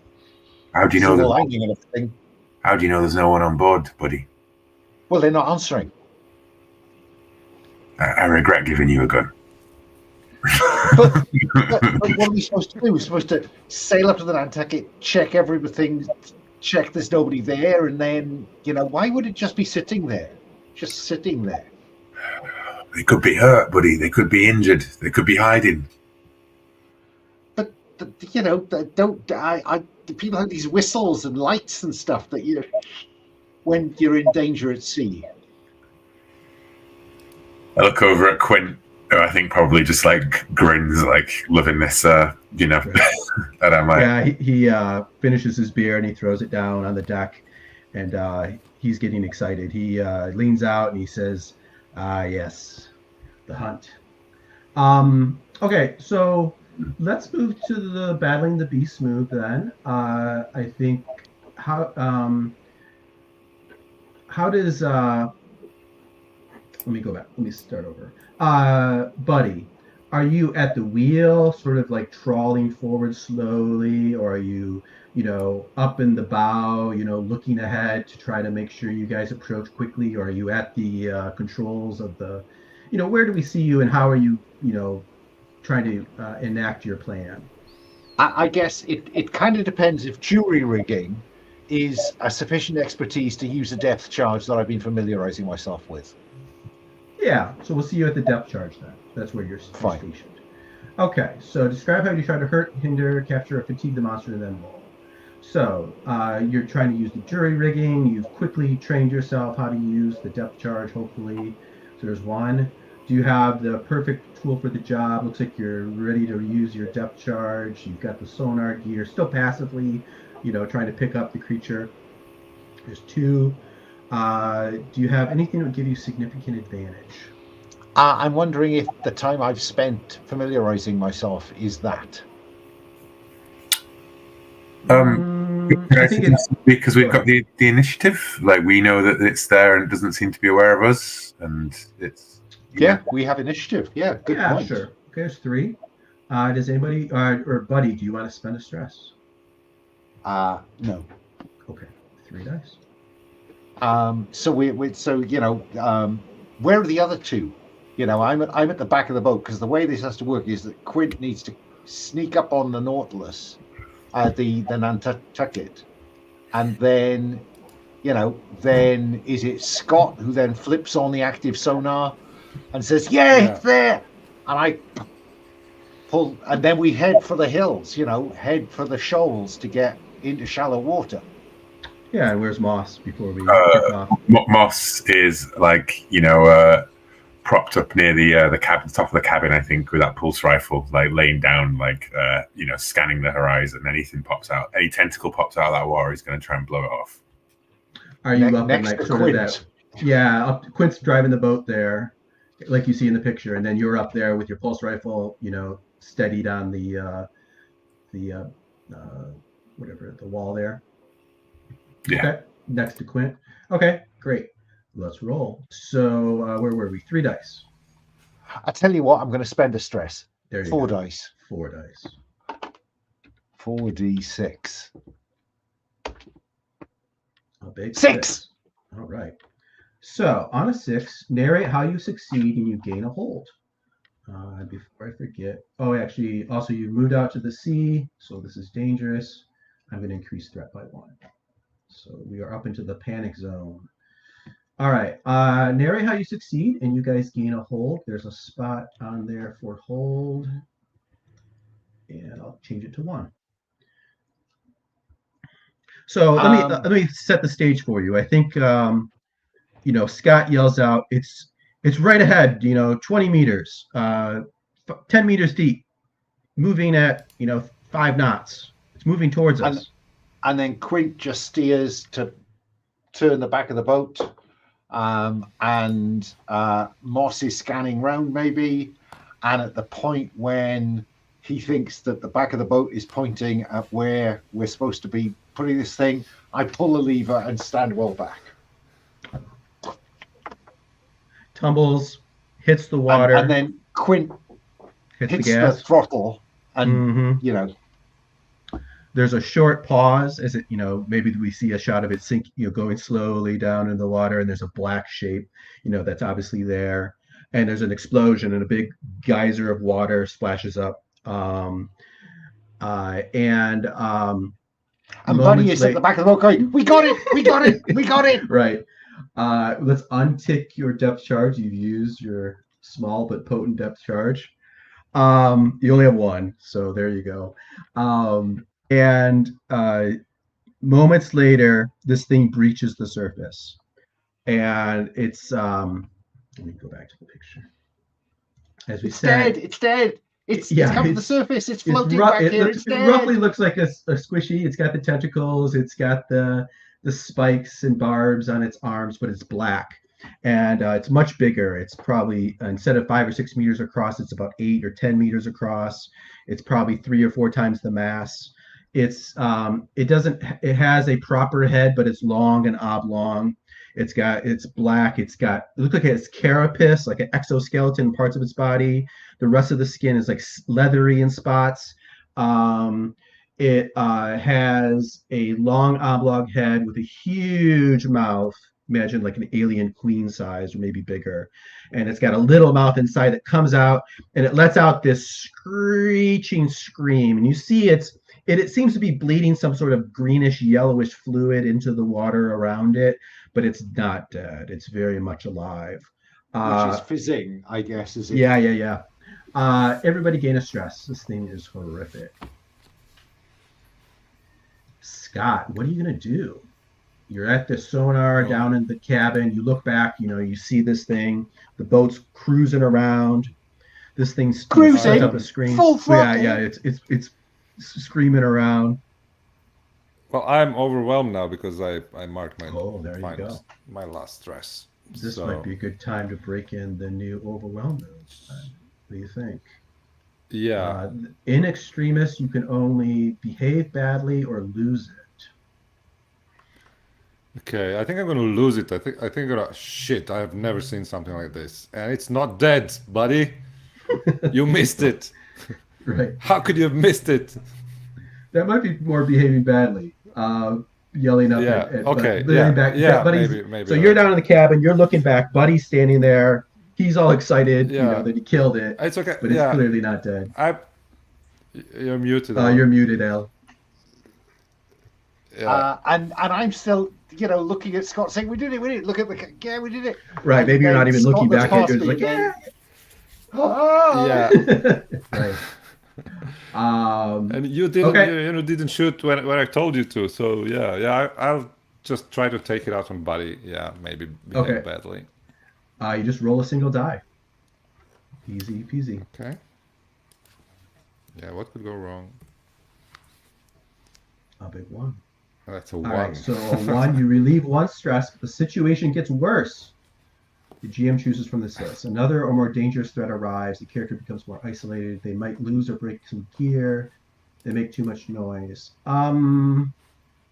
I think we will narrate this as you're making the boat is screaming. The engine. I guess it's electric, so it's not that loud. But the actual mechanics of it is screaming. It's moving fast. This thing has spotted you and it's moving your direction at speed, much faster than your boat. Can I just suggest that as you know, the throttle goes on, and Buddy turns around Someone and sees this falls. thing and falls in the water. You want to do that? The situation gets worse. All right. So Buddy tumbles over. He gets caught on. Maybe there's like Yeah. a line or something that he tumbles over, and he falls in the water. All right. Yeah. And becomes I'll more buy it. isolated. And Very much so. yeah, can we try to grab him, like in a final, like grab his Yes. grab his foot. hand, so he's Yeah. in the water but not really far from the. Sure. That sounds like a face adversity. Does Scott have any expertise that would help him, grab Buddy? Well, I don't know. Calm under pressure. Calm, yeah, maybe, yeah. Okay. Yeah, I can buy it. There's one. Does he have the right tool for the job? Well, maybe I have this portable sonar rod. Maybe this is something that I can stick to him so he can grab it in the I'll final. tell you, if you want to dive in the water, you can use your diving mask and rebreather. Oh, yeah, that's You wanna do exactly that? what I want to do. Yeah, okay, that's great. Okay. So we see you grab a rope, it's maybe lashed to the, to something on the ship. You dive in the water, or maybe one of those round life preserver things. It says Nautilus on it. You dive in the water, you throw on your mask, and you swim towards Buddy. There's two. Does anything we described give you significant advantage? I have a significant advantage. I'll tell you what, since so, you jumped in the yeah. water, I'll give you significant advantage. That's a bold move. Yeah. So there's three. Okay. Do you want to So I don't use up yourself? No, I don't. Pass think on the so. stress? Three Yeah. is enough. Three. Yeah. All right. 3 dice. A 6. That's a 6. So you succeed, I think, without complication. So we see you swim to Buddy. This creature now is chasing the boat. Quint he turns the power up even more. He's trying to get as much as he can. You hear some gaskets or something that's kind of starting to ping, and the boat is clearly struggling to get as much speed as possible. You're being dragged then. You've grabbed Buddy. The two of you holding on to this life preserver, being dragged. Scott, what are you going to do? I'm not Scott. Sheriff Moss. I've got my pulse rifle. I'm going to try and lay down some fire, drive the creature off. Or kill it, I mean, obviously that's the intent, right? It's to kill it, but yeah. Okay. Splash. Fuck. Mm. Quint, slow down. Oh no. Yeah. Quint's like, hell no, I'm not slowing down. And you open fire. Okay, so we know you have. I think if you're looking to drive it off, I think what you said first. I think will give you the right tool for the job for that. You're not gonna. It's not the right tool to kill it, but you certainly could wound it. I mean, and drive it off. Let me just. So you've got expertise. I think you have the right tool for the job. Significant advantage. It is a M4-1A pulse rifle, a 10mm with an over and under 30mm pump action grenade launcher. Explosive rounds. Explosive ammo. Yeah. I think it's sufficient. I'll give you that. Sure. Yeah. So let's see. You got 1, 2. Significant advantage. Do you have any rationale why you might get that? That it's open water. It's out of the water, coming towards us, like it's been driven to the surface, right? So I'm not shooting into the things, and I'm not shooting in a confined space. This is as good a shot as you will ever get because it is chasing after us, right? Yeah, so that's true. Open mouth. It's a straight line. It's clearly going straight for the juicy targets in the water. There's 3. Do you want to spend a stress? I mean, I'm on the boat, so no. Okay. The other one's in the water. Yeah. 3d6. That's a 4. Oh, all right. 4. I think. Oh, this is, by the way, this was back to the battling the beast move. Cool. 4 or 5. Narrate how you succeed and gain 1 hold, but immediate action must be taken to avoid damage to the boat or crew. So I'm going to move your hold to 2. Mm-hmm. You fire. You drive it away, but now Scott and Buddy are still in the water. Can I say that like I blow off like one of those tentacles, that's like whipping Mhm. through, and it hisses, and then a couple of thuds run into it, and then it like screeches and then plunges down, right? And like it's of course going to erupt like an orca, like an actual orca coming out. Yeah, we see you glance over at the sonar, or I'm thinking the sonar is probably underneath. So I guess you probably maybe there's another panel for the sonar, a readout up above where you're at. You look over and you see, yes, it's dived. It's like 10 meters, 15 meters, 20 meters, but then it's 15 meters, 10 meters, coming up where these two guys. Go ahead. Right. Right. But it's like in the music, it's mixed in with the Jaws theme somehow too. Like da da da da. But it's like sonar pings. All right. I think let's go back to Buddy. Buddy, you have any ideas how to get yourself out of the water before you're consumed by this horrible beast? I think I am desperately trying to claw up the rope towards the boat. And because I'm nimble, I think that would be a sensible thing for me to try to do. Yep. Because I don't have to be faster than the beast. I just need to be faster than Scott. Faster than Scott, yeah. Okay, there's one. Do you have the perfect tool for the job? The rope. Yeah, if the boat wasn't moving so fast, I'd give it to you, but I'm afraid not. You're fighting against you're trying to go fast, but you're also battling the boat. Yeah, that wall of water keeps coming at me. Then that could be nimble then. Well, you got nimble. Does anything give you significant advantage? Should look at your move, see if there's anything you can dig out there. Oh, ESP. Yeah, you could add a stress to gain significant advantage from trying to sense, commune with, or influence the monster. That will overwhelm me, but I think it's probably worth a go. Okay. Go ahead and add a stress. I've done that. Although you could get 5. This. So how do we see your ESP coming into effect here? Oh, sorry. I've just realized I should have reduced stress by 1 when I tried to calm down the mayor. Right. Yeah. So that gives me a headroom. Yeah. So I've marked the 4th one. I think it's unconscious, isn't it? When I don't know that I'm doing this. I'm just saying, shit. Just slow down, you bastard. Just slow down. Right. So we see it pause at 10 meters for some reason. It doesn't continue to rise. It just kind of stops for a moment. All right. So that's 3d6, I think. Do you want to spend stress? No. Okay. 3d6 it is. A 5. This would be face adversity is what you're just doing. I think so. So on a 4 or 5, you succeed, but the GM chooses a cost. You gain stress, you lose or break something.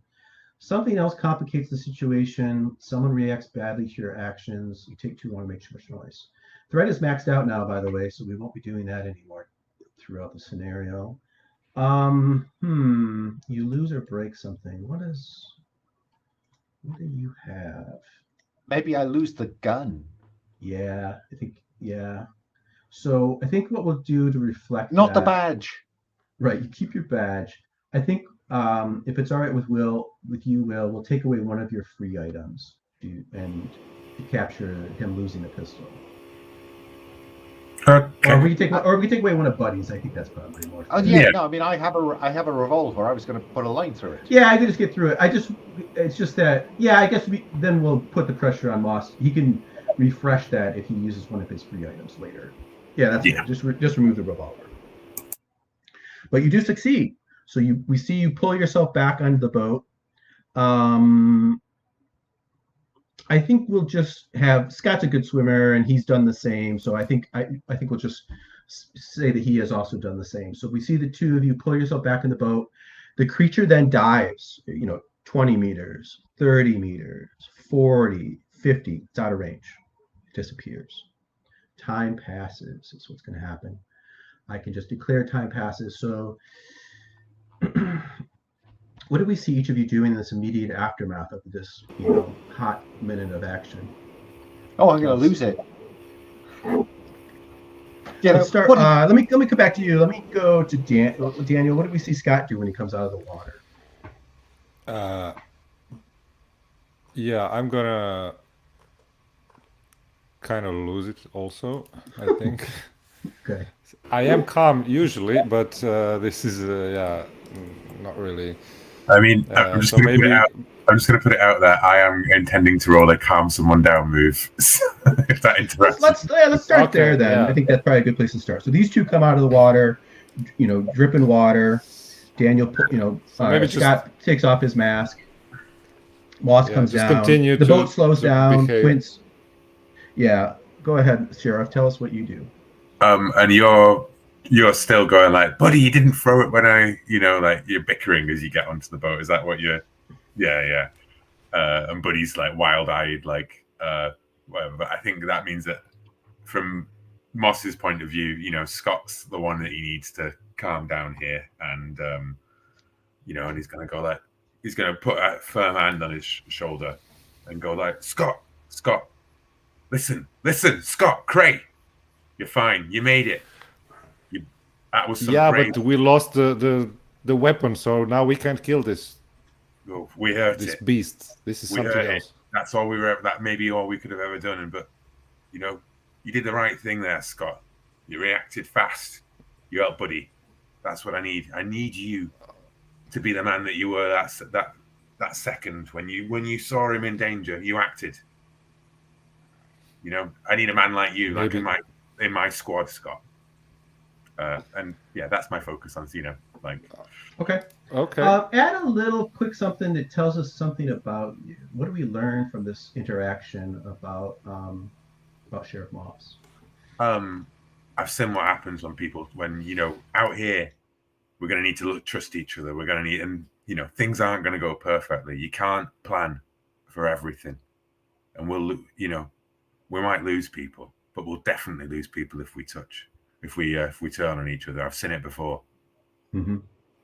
Okay, great. Do you have an expertise to help calm down Scott? Disarming, brave. Yeah. Yep. Mm. There's one. Do you have the perfect tool for the job? I don't think so. No. Okay. You can always declare something, but okay. Significant advantage. I could always declare something. I'm not sure what that would be, other than some drugs. You could have some drugs, a stiff drink. You could declare like a weapon or something that might boost his confidence or his courage or something. I don't know. It's however you want to narrate it. I tell you what, I will. Scott, I'm going to get one of my 3 items off, and I'm going to hand you a shotgun as I give you this. And I go like, I need people. I need steady hands. Scott. Steady hands, sharp eyes, and quick reflexes. I'm going to pass him a shotgun from this duffel bag. There you go. All right, Scott, you have yourself a shotgun. That's let's see, 2 dice. Oh, wait. That's 3 dice, I think. Now. The 1, 2. Well, in case back this, you got the expertise. Oh yeah. The shotgun will give you the right tool for the job. That's it. Anything gives you significant advantage at calming down Scott. I don't know. Scott just respects me so goddamn much. You point at Buddy and say, I don't need that. I'm very that work on Scott. Yeah. That would work on Scott. Yeah. All right, that's the right approach to take. Okay. All right, 3. But Do you want to I'm actually going to leave that one on the table because I think that Moss is biting that down. Okay. Like, all right, we'll say he does. Yeah. You guys Paul are would be trying very Significant look over Scott's shoulder Oh, where okay. Buddy is kicking the catapult, the depth charge catapult. Yeah. I need it. Look, I need at least one other person, and a drunk, and that on my side, Scott. Yeah. Okay. Yeah. So you're going to pass on that significant advantage. Yeah. No. I'm Okay. going to take it. I'm going You're to gonna take it. take it. Okay. Alan's Okay. allowed me to frame it in a way that seems less snide and cruel. You Okay. know? So there's 3. Do you want to take a stress? No. Calm. Okay. 3 dice. It's a 4. A 4. I think on a 4+, you both lose a stress. Cool. As you guys noticed, the calm someone down move is very effective at reducing stress. Now you get to ask Scott a question or look at one of his hidden aspects, but I think everyone's got their aspects all out on the table. So it's really just a matter, you ask him a question he must answer honestly. And remember, whatever their role cards have shown, role background and agenda have shown us, you know that. It's not a secret anymore. So you can ask Scott any question you want that he has to answer honestly. You know more about this area. Is there anything that you found on the Nautilus? Do you have any idea where this might have come from, this creature? And what I'm asking you honestly is the information that Buddy and Scott have been keeping from the sheriff, basically, right? Like, I need you on my side. I need people. We're all on the same side here. No more secrets. Okay. No more secrets, Sheriff. I'm with you. I'll tell you everything we know, Buddy and me. There is this, but I don't know. I don't think I know much more than I. Well, you tell him about. We know about. This is where you get your algae, right? Yeah. And you and Quint used to farm it together. And you also tell him, I presume you tell him about Buddy's secret that he sent out the Nautilus, the Nautilus to find something that his contact told him about, that supposedly they had spotted something in the mist. Right? Okay, yeah.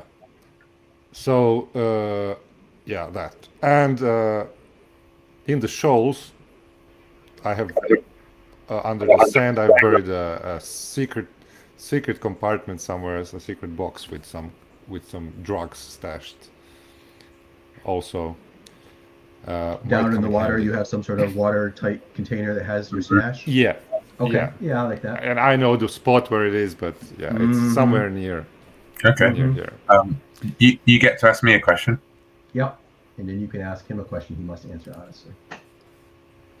I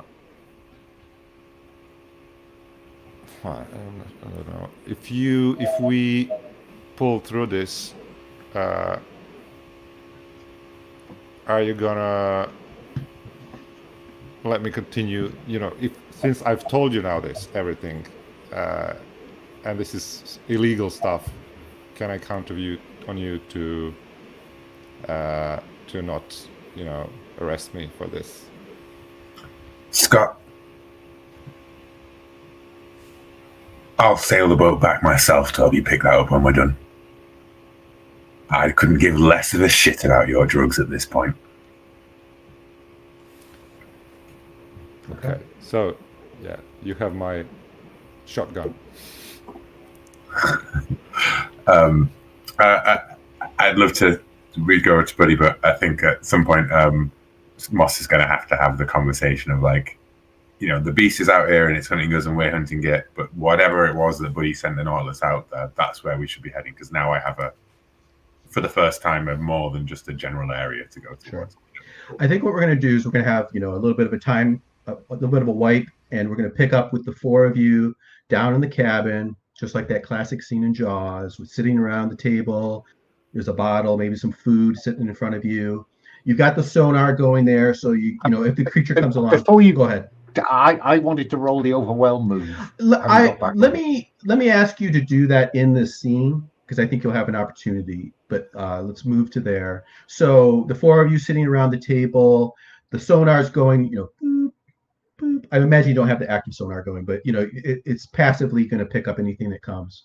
And darkness is set in outside, and the four of you are there. Pick up there. Anybody? You sound like let's go to Buddy. Buddy, what do you think you do or say? But we threw the biggest thing we had at it, and it didn't kill it. Why are we still out here? Because, buddy, the Nautilus found something out there.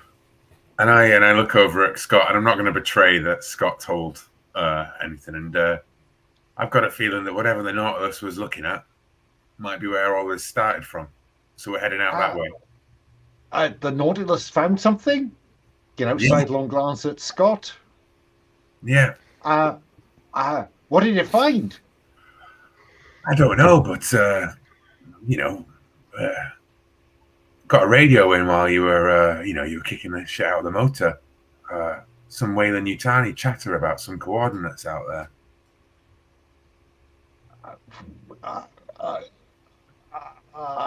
Yeah, have a drink. We all could do with one. Steady our nerves, and I pass it across the table, and Sure. just drink it, staring so straight at Buddy like the whole time. Yeah. I think this is heading to you manipulating Buddy, isn't it?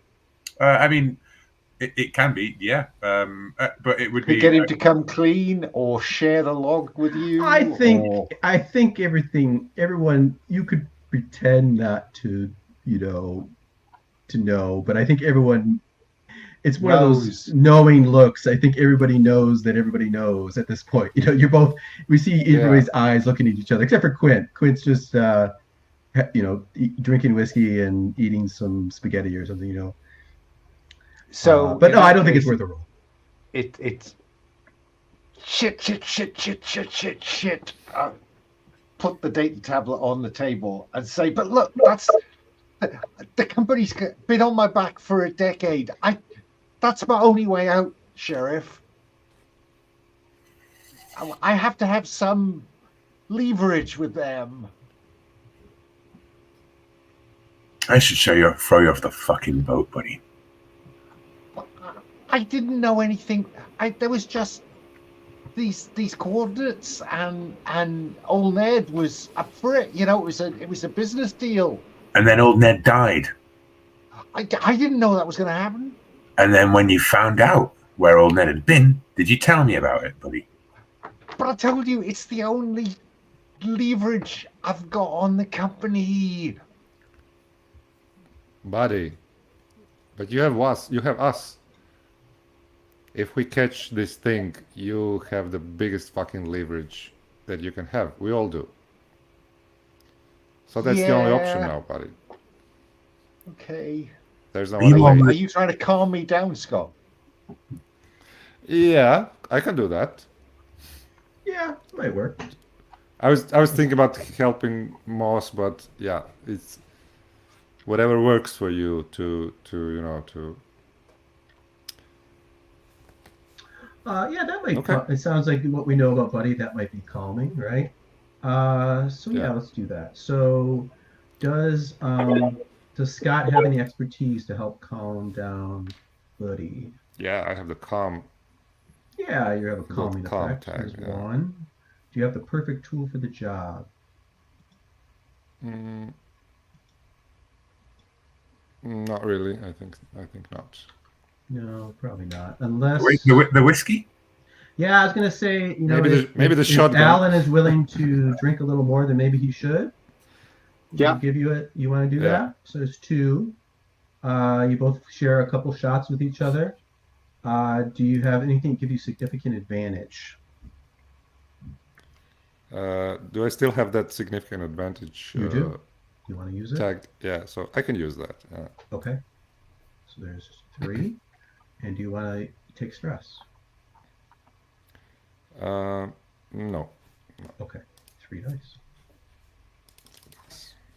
Let's see. 5. It's a 5. Okay. You both lose a stress. Yes. and you may ask Buddy a question that he must answer honestly. Hmm. And then, Alan, you'll have the same choice. You'll have the same option.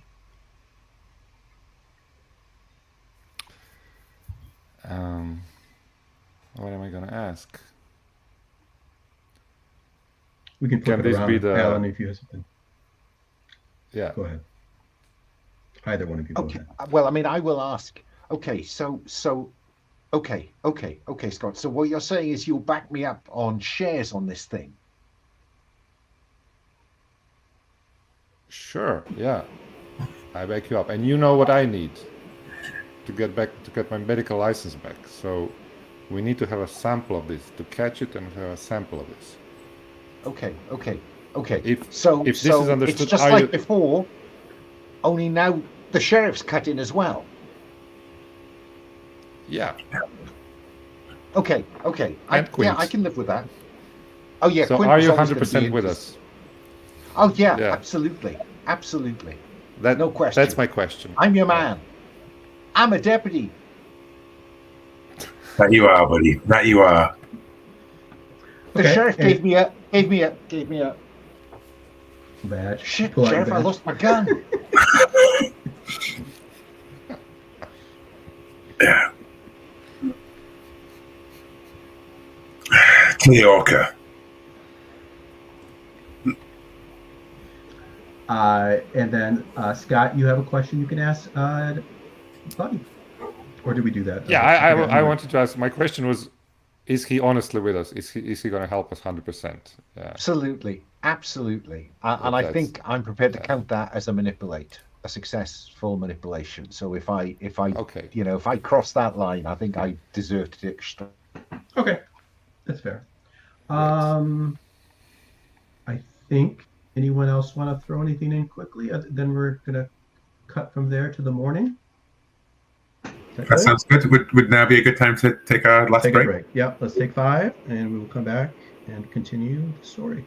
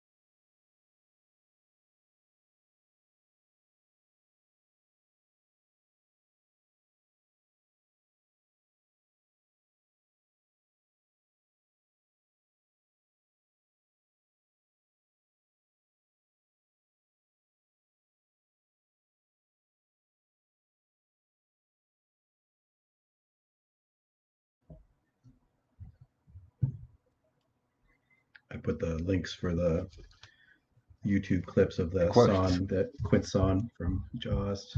The second one is the good one that talks about the cage, which is probably what we're going to see next. So put you in the mood.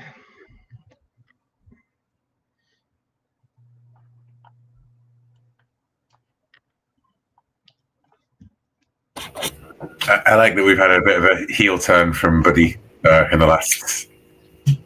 Yeah. Yeah. Alan, you're doing a really good job of the kind of gliding right over right in that fine spot that, is he a good guy? Is he a bad guy? He's in that gray area. Perfectly well done. He's a fiasco player character. I think he's a he's a Coen Brothers movie protagonist. Mm-hmm. Yeah, Okay, being sneaked into an alien movie. Some time is going to pass, whether you sleep or drink too much or whatever you do. Some time passes. Everybody can go ahead and lose the stress to capture that. Yes. So everyone's stress should be a little bit better. Some of you down to 1 or 2. You catch that, Will? Go ahead and lose the stress. Cheers, yeah. Okay. We're going to pick up. It's morning. It's early morning light. The ship is moving along slowly towards Broken Shoals. In fact, you've arrived at the Broken Shoals. And you're right near this spot that Scott Crane knows about. He's checking his sonar. He spots the spot. And as I described, the shoals is shallow water area out at sea. I'm imagining like a coral reef. It's probably very pretty. There's no vertebrates on this planet, but there's all kinds of like little squid, little invertebrates swimming around. We can paint the scene with those. And there's shallow water here with this coral reef, but beyond the reef, there's this deep drop off, an abyss that nobody knows how deep it is, and it is not uncommon for squishies to appear in this area. The boat has arrived. Scott, pick it up from there. What do we see you doing, or what do you do? What are you saying? I'm thinking about picking up my secret stash earlier, but I also have a suggestion to the rest of the crew. Maybe we can use these shoals to our advantage, because this creature is very big, and if we can lure it somehow into the shallows, then maybe it will lose a little bit of mobility, and then we can just finish it off with our guns, like old school style. Just a reminder, I have 3 undeclared items, which could include a hand grenade. So, something similar. Even better. We mustn't forget there's a harpoon cannon mounted on the deck. Mm-hmm. Yeah, I like that idea. Yeah. You draw it into the shallows where you can get a better chance to shoot it, blow it up, whatever. Yeah. Oh, is that why you bought the shark cage? What are you going to use for bait? Exactly. I can do it. No problem at all. Just let me, let me get my stash first, and then I'll do everything that's needed from it. I can get the shark cage. We see you putting the shark cage together. You guys getting a lot of crackling from Daniel? Yeah, it's all right. Your audio. I'm cracking. It's probably nothing you can do about it. My ears not good. Okay. Okay, so we see Daniel Scott start to put together this shark cage. How's everybody react to that? Oh, let me add one more very important detail. So you're at the shoals, out to sea, maybe half a mile, maybe less. You see there's a wall of fog, or maybe mist. Quint goes, what the hell's that? I've never seen that out here before. Isn't that where the Nautilus was going according? There's a flip through that data pad and look over it, buddy. Yeah, something about mist. I mean, from the Nautilus log, do we know that it went beyond the shoals into the deep water? It wasn't clear. There wasn't any complete, exact GPS, just broken shoals somewhere in they were out here somewhere. Yeah. We're gonna have to check it out, Quinn. I think it's coming closer. Well, should we? Yeah. An hour or The two. radar probably showing a kind of front. Hmm. Mhm. Yeah. Reflections. With our advanced sonar radar package, would we be able to do some sort of ping of the area and see if there's any Sure. sort of objects or anything inside of there? Mm-hmm. Um, So let's do that while Scott's putting his shark cage together. Let's do that as an investigate. So do either you or Buddy have an expertise that would help using the gear to try to investigate this anomaly? I might suggest that jury rigging would help just fine tune it to the conditions You see and these unusual conditions. Yeah, you can buy that. There's one. I think the advanced electronics is a perfect tool for the job. There's two. Significant advantage. I Do you think have a rationale? that my agenda provides significant advantage here. I really need to know what's in there. If 'cause you're without- willing to say a little bit of time has passed and it's really close, Well, roll with significant advantage when or taking you're, actions. or the that will- boat moves towards it, because you have to also put everybody in danger. Yeah, of course. But Okay. I think it gets closer to us because I don't want to pull the boat away Yeah. from I where get you. Scott wants Right. the shark cage to go down. There's going to be a little of a montage. A little bit of time will pass as you guys get these readings, and you allow it. Maybe Buddy says, "We've got to stay here. We can't move." As this stuff starts to roll towards you. yeah, I mean, I think that our plan is that we would like to destroy this creature before we enter the mist, right? Because then we'll lose visibility. So we're It's not doing going to be upon you, but it gets closer. Yeah, Okay, so rolling there's it. 3, and do either one of you want to spell stress? I will, in the spirit of helping out, spend distress. Okay. So 46 then. 46. Just calm down, Sheriff. Okay, I'm just need to fine tune this. As I 46. bang it and the screen flickers. Either one of you go ahead and roll. A 6. A 6. On investigate.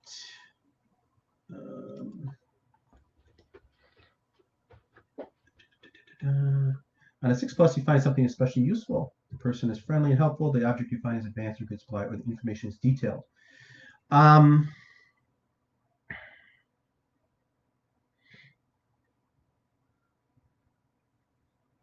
So I think you see. Yeah, I think it's a good time to do this. I think you fine-tuned the machinery. Maybe Scott, has some data on, what he and Lazarus discovered about these nanobots, they can give to you. And maybe there's a emission or something that they give off that identifies them. This mist is a massive wall of these nanobots. Okay. Shit! And zooming by high overhead is a dropship. A dropship goes zooming by, overhead, and you see like an arm of this mist, these nanobots sorts of flow slowly away from the wall and follow that dropship. Very slowly though. I mean, it's nowhere near as fast enough to capture it or anything, but it's moving, But Buddy doesn't notice that because he's out on the deck going, "Hey!" Right. No, it's way overhead and goes zooming by I very know. quickly. Yeah. You might be able to hail it on a radio if you wanted. Come in, unidentified aircraft. Come in. This is Marshall Moss of Hope Colony. Comes over clear. Marshall Moss. My name is Dr. Nakamura of Weyland-Yutani. You're early. The company's always on time. Have you made contact with the colony? There's something out there. They need help. They need an evacuation. We're going that way now. What is the problem? there's some form of aggressive life. It's already killed several people. We don't know. Right. You need to get You're them out. muted, Al. But Buddy wants to insert himself into the conversation. Say, Doc, it's Buddy. There's a thing that's it's on Hooper. You'll find him on the ship. It's okay. We're square. Yeah, Doc. Stiff arm Buddy out of the thing. Like, Thank you for that, Mr. Buddy. We'll take that into advisement. You said that it might be dangerous. What kind of danger should we be aware of? creatures. Never seen anything like them. But you're on a dropship. That's Weyland Yutani, top of the line gear. What are you doing flying out here? Go a little farther because you're going to need to manipulate to get anything out of him. Yeah. He's like, don't worry about that, Sheriff. We'll take care of things. We're well equipped. I mean, you know what I'm going to say is like, listen, I know why you're here. Everyone knows why Weyland Yutani's here. For another few points of percentage. And as far as I'm concerned, you can take it. As long as you help me get these people out of here alive. Scott, stop him. He's going to piss off the company. Scott's busy. Okay, that's worthy of a manipulate. Let's see. Do you have any expertise that would help you manipulate this Weyland Yutani person? I'm disarming. You know, I'm honest and disarming, and like Brave is the relevant one in this circumstance. Maybe, yeah. Brave, Either yeah. way, yep, I buy it. One. Do you have the perfect tool for the job? The specimen back at the colony. Yeah, that's not necessarily going to convince them to help you, though. Okay. So I'm going to say no. Significant advantage. You know. Tell him about the things, the mess. You know what? And I'll say, listen, there's more here than the creatures, but I'm going to need something from you before I can tell you what's going on. You can take all of it as far as I'm concerned. Yeah, I think that'll get him interested, so that's worthy of a significant advantage. There's two. Mm-hmm. You want to spend a stress. I really do want to know more about these company guys, so yeah, I'll spend a stress. Okay. I'll spend a stress on this one because this matters. Well, what you can do, Alan, is you can help if it doesn't go out. If it doesn't go well, you can spend stress to help. So let's do that. So I think, Sheriff, you're at 3 dice. Well, please help. 322. You want to try to help, Buddy? So what you do, if you do, you spend a stress. Okay. And you roll 1 die for each aspect of Moss's identity that you know, which is all 3. So you can roll 3 dice. Okay. You hope to get something better than a 1 to 3, and then you can use your best die to replace one of his bad die. Okay, here we go. Oh. 3. Okay. Dr. Nakamura says, copy on that. We will be sure to take care of all of you. Don't worry.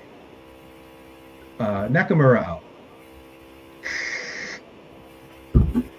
So Alan failed as well. Mm-hmm. Great. 6 dice, all 1 to 3. Wow, that's terrible. Or 7 dice. Did you roll 4? Sheriff, you got to warn the colony. These guys they're bad medicine. Let's cut. I think maybe we'll come back to that, but I think the shark cage is ready. Scott, are you ready to go in the water? Yeah, I'm ready. So I think, I'm ready. Yeah. like in the movie, there's like sort of like a pulley or a whatever system that they have set up. So we see Quint sort of like, you're in the shark cage, lowering down, and he says, "Are you sure this is the spot?" Yeah, I'm sure. I know this like the back of my hand, these parts. So, yeah, just trust me. Okay. See you later, guys. So if you need help, Well, does Moss or anyone want to declare some sort of underwater comm device? I think you'd have to declare something here. Otherwise, Scott's going to be on his own. Physical. Flagon? What's that?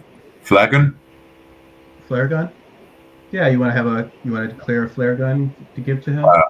I'm just thinking that like an underwater flare is a cool way of signaling that he's in danger, help. and B, something that he can use in a cinematic fashion, Sure. versus a radio, which is less cool. Yeah. Okay. Yeah, I mean, the So- only thing is another walkie-talkie, which I'm not sure fits. Yeah, you're gonna have to declare a special underwater version of that. Your walkie-talkies would frizz out immediately, get in the salt water.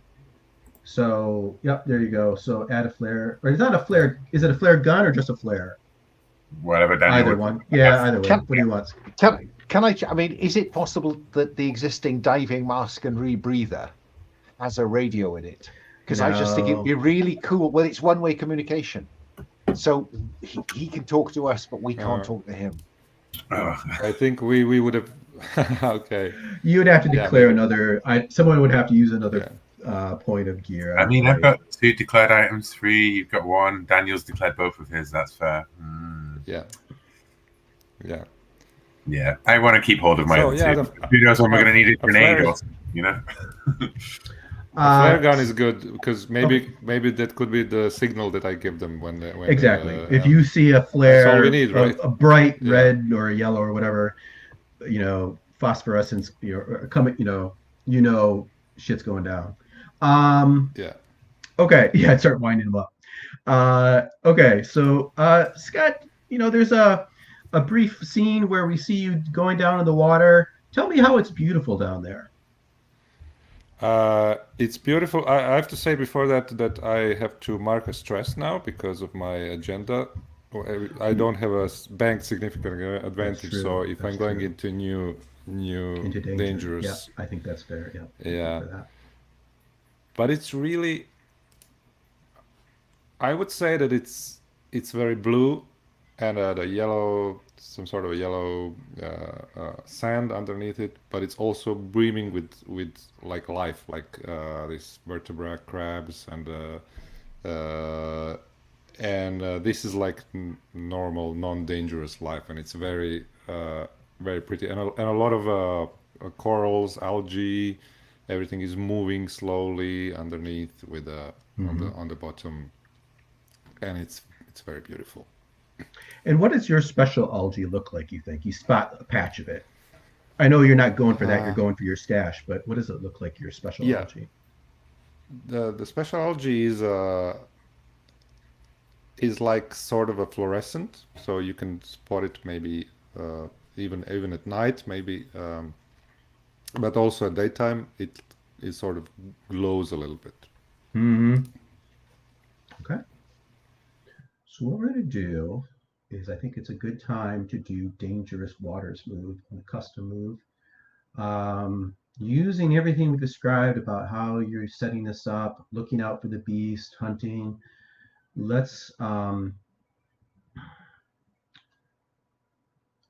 a little, since he's in great danger, let's learn a little bit more about Scott. I think in this situation, either it's a flashback to something you said as you got in the water, or a flashback to something in your life. But tell us a story that teaches us a little bit more about Scott.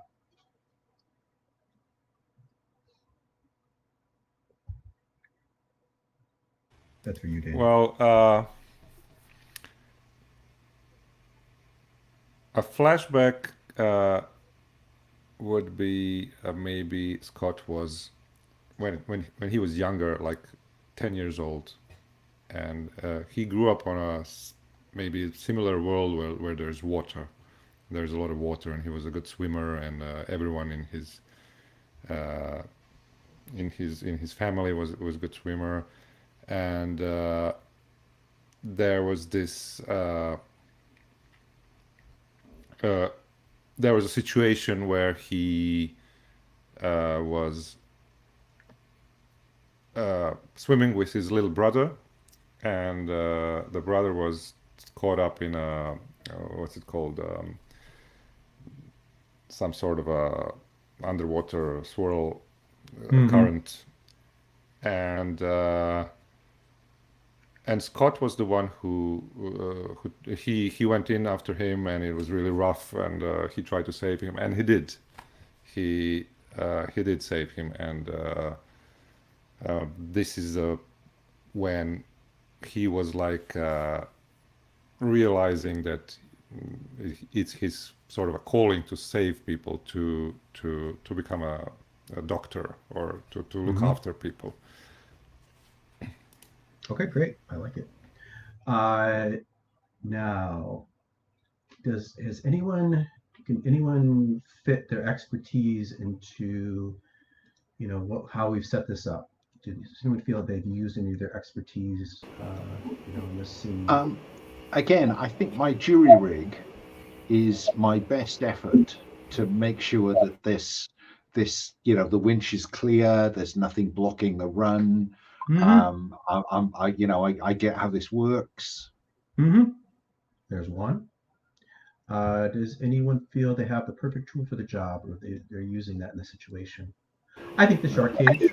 The shark cage. Shark cage, yeah. Yeah. I think it's, you're looking for a shark cage. What you want is a shark cage. There you go. 2, does anyone feel that there's a significant advantage here?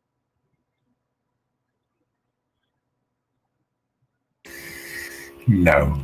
Scott knows these waters really well. Yeah, and the shoals are maybe an advantage against Yeah, maybe you picked a spot. You did say that you put your stash in sort of a secluded, protected area, so nobody would come across it. So maybe you can use that to your advantage. I could buy it.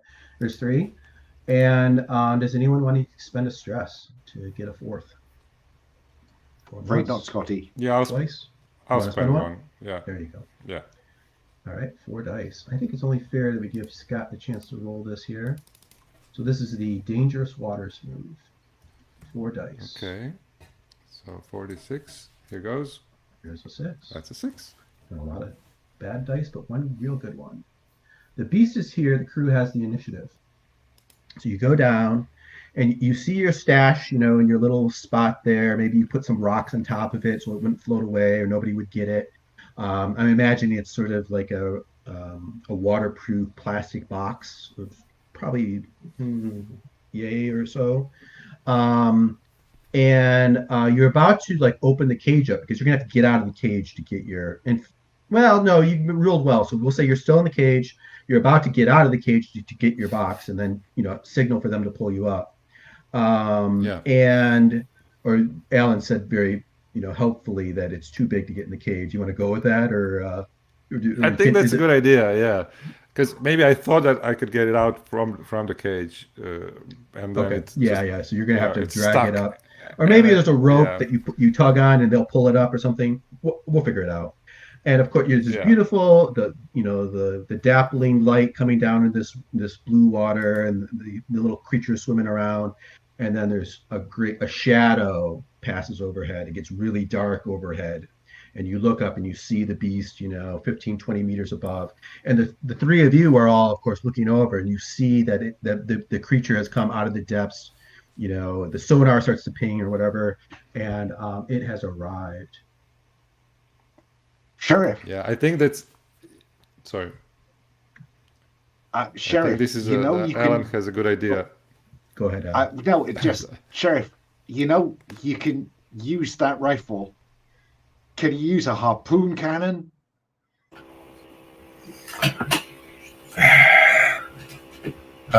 Sling it over my shoulder and spin the mounted harpoon gun around, right? Yeah. Okay. Come on. You're right. Scott, what do we see you do as you spot the monster passing overhead? I think there's not enough time to have my stash brought up with a tug. So I will do what Alan suggested in the chat. Just hold it outside with my hand for a while, and then I wait. I just sit down there and wait for the creature to come to the direction to a place where we agreed that I would give a signal, and then Okay. I try to light my flare. Okay. You're ready to be pulled up. Pull me up, goddammit. And what do we see Buddy do? As the sheriff, tries to move as Sheriff's on quick as the possible to cannon. the front of the boat, to the bow of the boat where the harpoon cannon is. And I'm looking over the back of the boat, seeing the shadow, waiting for the flare so I can hit the thing and Mm-hmm. up it'll I come. think we see Quint, go up the ladder up to the controls on the upper section there, ready to drive the boat. All right, I think we're ready to roll Battling the Beast. Can I just suggest that Quint clambers up the mast? Well, he's Because going to we have to drive. have He wants to somebody get. up He wants to get where he wants to. He can drive the Oh, boat. okay. Yeah, going up the mast wouldn't. Maybe. Well, yeah, I like that too. So maybe he clambers up the mast and he has like an old bolt action rifle that he pulls out. He's got over his shoulder. Yeah, he's trying to get some pot shots at this thing. Okay, so Sheriff Moss, you sound like the acting character here with the harpoon cannon. Does Sheriff Moss have anything that would give him expertise at using the harpoon cannon? Combat? Yeah, there's one. Does he have the perfect tool for the job? The I would say harpoon? the harpoon cannon is sufficient, but if you're willing to electrocute it to deplete your battery, I'll give you this die. Yeah, I mean, that was definitely, I think, Buddy slapping the side of it as we had this all together and go like, and I put a little bit more juice in there for you, Sheriff. Right. We'll see Buddy's, hits the lever or whatever to electrify the wire. All right, so I'm going to click this depleted button on your battery. That means that you guys are immobile until a few hours passes and you get enough sunlight to replenish the battery. Okay, so there's 2 dice. Significant advantage. I think you're choosing a violent solution when maybe a non-violent solution might have been better. Is that worthy? What? Harsh language. Yeah. Or driving the boat, or trying to fatigue it. I mean, there's lots of options. Well, we're doing a very violent solution that involves directly confronting it with the bait in front of it. I would say that Scott is what gives the, but I would Gives the happily take advantage. the relieve one stress when I choose a violent situation. Yeah. Does that give you a significant advantage, or is there some stress? You just relieve Yeah, myself. go ahead and take a stress. This feels good. I mean, this feels like you were born to do this. So yeah. I think as I move the pintle round, I like nod at Quint and say, "You've maintained this well. It fit right on top of any APC." Mm-hmm. All right. So that doesn't give you advantage, but does relieve a stress. Yeah. Back to the question. Does anybody think of a significant advantage? We've got bait. Yeah, I think going back to what Scott was saying, that you've drawn it into the shallows. So there's 3. Do you want to use a stress, Moss? I think this is pretty important. Yeah. Sounds like it. So 4 dice. A 6. 6. All right. On Battling the Beast, on a 6, you narrate how you succeed and you gain a hold. Now you now have 3 holds, so you can triumph here if you want to spend the hold also and roll that into your narration. Does anybody want to do that? I'm up for that. Yeah, I mean, what I would really like is this black shape, big moving around, and we can see like the area where Scott is down below, and I'm like, come on, and I'd love if like as those tentacles maybe like start to feel around the cage, right, and we cut down to Scott like within, and he pulls out that flare gun, and then as soon as that big like flash of like light comes up from below, you just see, there we go. No, smile, you son of a bitch. Shunk. Perfect. And a big spark as the harpoon like enters the like a huge like shower of sparks you get in ET's movies, right? Like fires off the harpoon cannon and everything as it fires out. Okay, then mechanically you guys are going to go ahead and spend your 3 hold to triumph, to overcome the beast. And pull on the winch to get that shark cage out of the water, because I don't know it's dead yet. Right. and it's not dead, but it is horribly injured. It comes to the surface again. It lets out the xenomorph screams. It's thrashing about. The harpoon maybe Um, like right through the back of it's like that head kind of thing, like Right. sparking and, away. it's it's electricity, which probably we wouldn't see a whole lot of anything, but since it's a movie, there's all kinds of dramatic pyrokinetics. And it thrashes about. I think even with the success and the triumph, I still think Scott Cray is going to have to face adversity, whether it's the electricity, acid, thrashing beast, whatever. We need to see you making a swim to safety or some other way that you escape the situation. What do you think you do, Scott? Yeah, maybe the cage is stuck underneath it, so I have to swim out of the cage and go up to the Right. So let's go ahead the and roll boat. that. So we know you're a surfer. You're very good at swimming. So there's one. Do you have the perfect tool for the job? You have your mask and your rebreather. So I'll Yeah. do that. That's 2. Significant advantage. Anything give you significant advantage you can think of? If the creature is wounded severely. Yeah, I think it's a maybe little. that It's would not be me. really actively trying to kill you. It's just thrashing about. So yeah, there's 3. Jason, Yeah. I'm just. Can I? Is this face adversity or run? Let's just do it as face adversity because run Okay. will lead to some other stuff depending on how the dice go. So let's just do it as let's do it as face adversity. So there's 3, and then do you want to spend a stress? Yes, I Roll will. over dice. Okay, so 46, Plus 6. and that's So I think 6. this is a clean success. I don't think there's any consequence off 6, is there? Nope. Just go ahead and narrate how you get yourself back to the boat, and you've got your stash. Maybe Yeah, so you pull okay, it, so- dragging it behind you.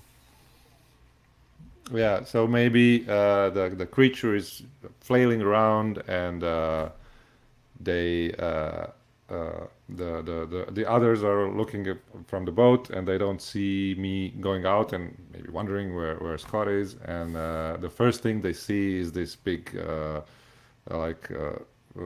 big box, water sealed box that floats out, and then they see Scott jumping on it and taking it and grabbing, shouting, grab my hand, grab my hand. A bill hook. The creature's like tentacles and mass, like all kind of like floating in the water and all around it, right? And then as the water Yeah. bubbles up behind it, right, like Moss like Yeah. switches that pulse rifle, right, and the box floats up. What the fuck? Little help. Yeah, that's it. Okay. Then 2 things happen. The creature stops thrashing enough to break the line, and it starts to swim slowly for it, but it's still pretty fast. Slowly away from the orca, which is now dead in the water because of the battery.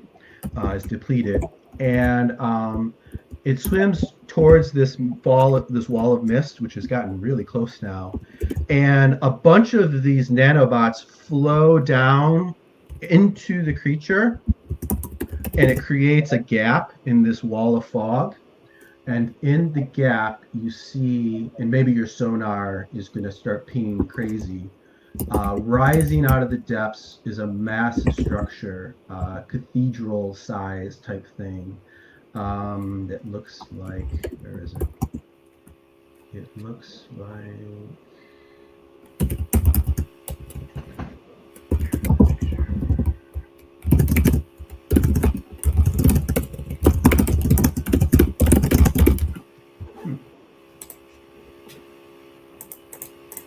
I had a picture of it. Oh, there it is. It looks like this. Is it made out of stone? Is it made out of metal? Is it made out of something biomechanical? It's hard to tell. It's got all kinds of strange asymmetric, shapes and curves. It looks like a gate that leads into sort of like a pooled area in the front of it. It rises up out of the depths, water is splashing off of it. Like I said, it's about the size of a cathedral, so it's shadowing your ship. A big shadow falls over the ship that you feel like you're right next to it, but you're probably a quarter mile away from it. The creature swims towards it, and there's a crackle over your radio, and it says, Orca, Sheriff Moss, this is March. Come in, please. We got it, Marge. We got it. We need you back here. We need you back here right now. Something came out of Hooper. It killed, and we tried. The mayor and Omar were trying to get it, but it's huge. Somehow it became huge in like hours, and the mayor, he's dead, and Omar, I don't know where he's gone. What happened to the doc? I think she's trying to figure out what it is. I think she's down in Medbay. Marge, the code to the weapons locker is 746-932. Get yourself armed, Marge. Get everybody into a safe. Write that down. Yeah. Get everyone into a safe place. She goes, "Oh, it's too late," and there's a screech, and it goes dead. Marge. I'll take a point of stress for that. Sure. Nobody else has to. I care about these people. Yeah, you made that very clear. Yeah. I mean, if resourceful Marge is in trouble, then there's no point going back there, Sheriff. We need to look at that. I'm going to fucking knock you out if you say that. Yeah. At which point I take a point of stress. Yeah. We got a few minutes, but I think maybe that's probably a good time to stop for today. I think. Go ahead. Yeah, I was going to say, if Buddy wanted to phrase that as a calm me down move, like we need to deal with this now. Either that or manipulate. Do you want to go either of those directions, or you just want to have a throw off line? Like, I think it's a throw off line that takes a point of stress. I think that's a good one to finish on. Yeah. That's a great cut. Quint holding me back. Yeah. Mm-hmm. Right. Okay, great. Let's call it a day then. Let's move around and do stars and wishes, feedback, on the game. Let me start. I think I've been starting with Will today, so let me start with you, Will. Stars, I enjoyed hunting the creature. I enjoyed that we managed to get Buddy on board. I loved that we did manage to work the shark cage and the thing in, and I enjoyed that we managed to organically come to a point of using the rules and the mechanics and everything of me getting you to put your cards on the table, right? Because as we were going through, there were several points where I was like, I mean, obviously my character's very open, and you've both got like more kind of personal agendas, but they overlap. But there's none of that. I'll play it close to my chest as far as Moss is concerned, and I think it worked really well in practice. I enjoyed the mechanics of the beast. I almost wish that we'd done the beast hunt from the beginning, almost, and because it feels like almost like a bottle episode in the wider drama, if you know what I mean? Like, as opposed to we went out hunting and then we've got all these extra problems to deal with, kind of stuff. But yeah, I think it works still. Wishes wise, I would like some sort of dramatic contrivance to explain why we go aboard that thing rather than immediately turn back around. Like the battery's depleted, which I think gives us a strong reason to do so. Maybe that the battery's recharging, but we could we have enough low power to get us there, but it'll take us hours, so we may as well check it out before we get enough power to get back through the deep waters or something. Or we get power readings from it. Oh, that would be a good one. Yeah. Because we've got advanced sensors, so perhaps we could pick up something like that. Yeah. But yeah, those would be my wishes. And of course, I'm never ever going to be disappointed if I return to if I have to go for a colony that's been under some sort of mass attack or picking your way through a scene of devastation and destruction is always fun. But yeah. Oh, and my last wish would be, I don't think that you need me to say it, but obviously my character's motivation is to try and save people. So any opportunities to do that is great. Yep. Yeah. Get the people onto the dropship, Deputy. Right.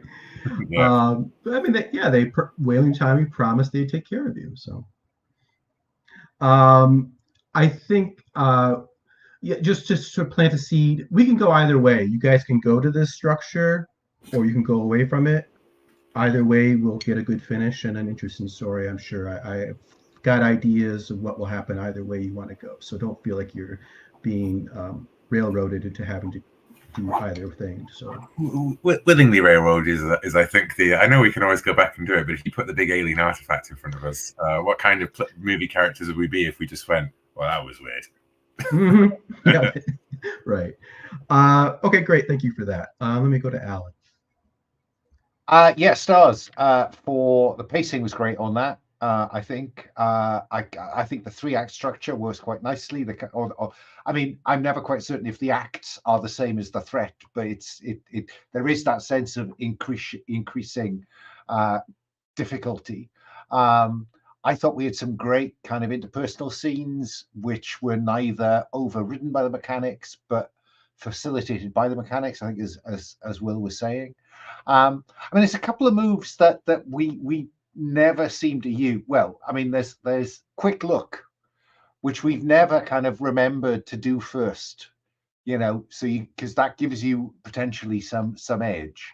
But maybe that's more about looking around corners in some complicated biomechanical, floating dungeon.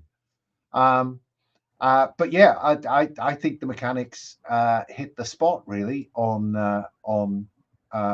an alien kind of world, alien approach, an alien universe context is what I mean. I quite like. I mean, one of the reasons I want to go on board this thing is because I'm interested in walking and talking, because I think that's an interesting idea of and it doesn't really work where you've got a set of discrete locations. Whereas once you're in the hive, I suppose my only worry about now we've got these strange nanites that are changing Moss's brain. Would that be enough to get Scott and Buddy to head the other way? Because there is that wavefront, isn't there? And I don't know whether this structure is isolated from that. Could it be a safe place away from those?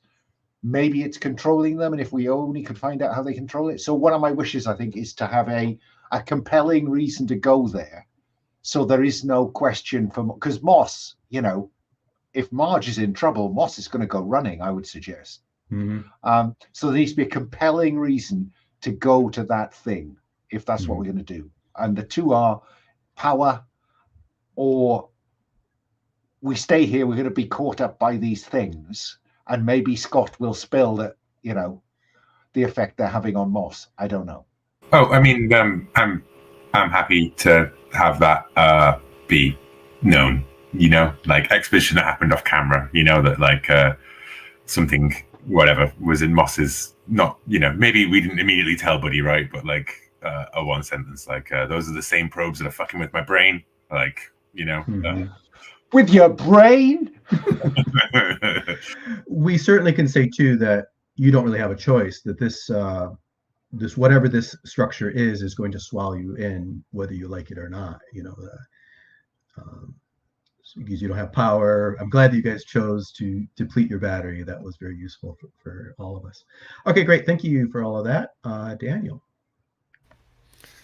Well, I agree with everything that's been said. For my stars, I really enjoyed the escalation of danger and how different kinds of dangers moved towards us in different way, and it was very cinematic. I enjoyed the agendas of all the characters, Buddy's arc, where he's like working with us, but even if it's 100%, it's never 100%. And I like, there is enough that for us to work together, but also there's enough to break from each other. And I also like Moss's character, who is very straightforward. And I think when we have this kind of kind of player versus player agendas, then it's good to have a character who brings us together, and for us to turn to him and say, what do we do, Sheriff? And you played it really well, and that's it. I really enjoyed the custom moves, the boat mechanics, the number of gear and the hull that we needed. It seemed perfect that we use. It's always something that I wish we also had also that, but the things we had was just enough, and that was really really good. And that's it. I don't really have any wishes except for to the same thing that you said, like go check have a good reason to go check this ship or whatever it is. Yeah. I love the idea of it swallowing it, because in my head I could just imagine the Inception style. Trying to think. Right. While Buddy desperately tries to get more power out of a solar panel. Right. No, it'll be fine. Yeah, it'll be fine. It's deeply shadowing all you right now. So It's shadowed. Yeah. good luck on that. Yeah. Yeah, maybe that's where we'll go, unless everybody has a better idea. But I think that's very cinematic, appropriate. Just one other thing, Jason. I think that while they're custom moves, I think that the battling the beast works for whether this is a thing in the water or a queen. So Sure. I think it's a custom move that has longer legs than this scenario. Yeah, like a bug hunt, maybe. Like if you're in a sort of a one alien on a ship kind of thing, or you think there's one alien, then it turns out there's multiple aliens. Right. Sweep and clear. Trick, like Yeah, the idea I've seen in other places before. It's not new to this for sure, but the idea of gaining hold, through a series of roles and narrating the action when you're facing something that you really don't have the power to just flat out win. That it's going to require some work and time. Yeah, I enjoy. So I agree with what everybody said. Everybody worked really well together today. I felt really comfortable. I felt like the pacing was great. The story was awesome. As I think maybe it was Alan was saying, like you each had your moments to express your character, to do things. The roles were on track. I'm glad you guys discovered calm someone down, to use that a few times, because it's a juicy move. It's an interesting interaction, but it also mechanically is very useful for you guys to have in your playbook. Let's see, we're right on track for an interesting finale. I like Alan's idea about a move that I on purpose not getting caught up in, because I always want to keep it going. I didn't want to take the time, but I think maybe it is the moment to take the time for the walking and talking to if you end up going into the structure, that might be a good time and place to draw that out. Wishes wise, I'm still a little. I obviously I've been introducing the nanobot thing quite a bit heavily today. I tried to foreshadow it. I don't know if it flows quite as well as I would have liked. I feel like maybe it's a little heavy-handed right now, but I wanted to give it a try, because when I played this game last month, I didn't even touch on it. There just wasn't room for it. But I wanted to try to get that, that subplot or that other aspect of the story into this to see where it went and how it worked. But I'm not completely happy with how it gone, but it's not too bad. Will, were you okay with me having you get infected? You seemed a little disappointed there. No, I just was like, not just because it was a real one of those, like, for all characters who can see these mists of spores all around us, like, then it's hard for us to justify doing anything other than freaking out and quarantining ourselves off, and therefore removing ourselves from the plot entirely. But I do like it as a, like the camera shows these spores and things going inside, Right. but you don't know that it's your characters don't know that it's happening. Yeah, that's why I want to emphasize. It's really it's not something to kill the characters. It's more of a narrative tool to kind of create tension and to push forward this other alien aspect. I think that the myths provide a good one for it, an easier way of doing it. Like if we'd gone out on the boat earlier and we'd come across the mist, that would be an instant exposed to it, easier to grab hold of it as a separate thing. I think as characters in the colony with the aliens and everything stacking up, it's harder to sort of like, it's another spinning plate to manage as a character as well, you know, and like your character is, I've got acid burns, I've got whatever, and now I'm infected by something, and now we're all sat in a meeting room where we've got these strange clouds around our heads, and none of us are freaking out about it. Like Right. Yeah, remember, it's not. I hear you for sure. But remember, you don't have these nanobots. They come out. They're mostly in your body doing whatever, but they come out every once in a while. You know? No, I know, So but I mean, it's not like a constant thing. Yeah, but I mean, if one nanobot, if you see it happen once, I think you're pretty freaked out for the rest of the duration, right? Like, yeah. I have to go, guys. Okay, no problem. Early, but yeah, have a great night, guys, and thank I you will again. see you guys next week. Thank you. Bye. Cheers. See you guys. Bye bye.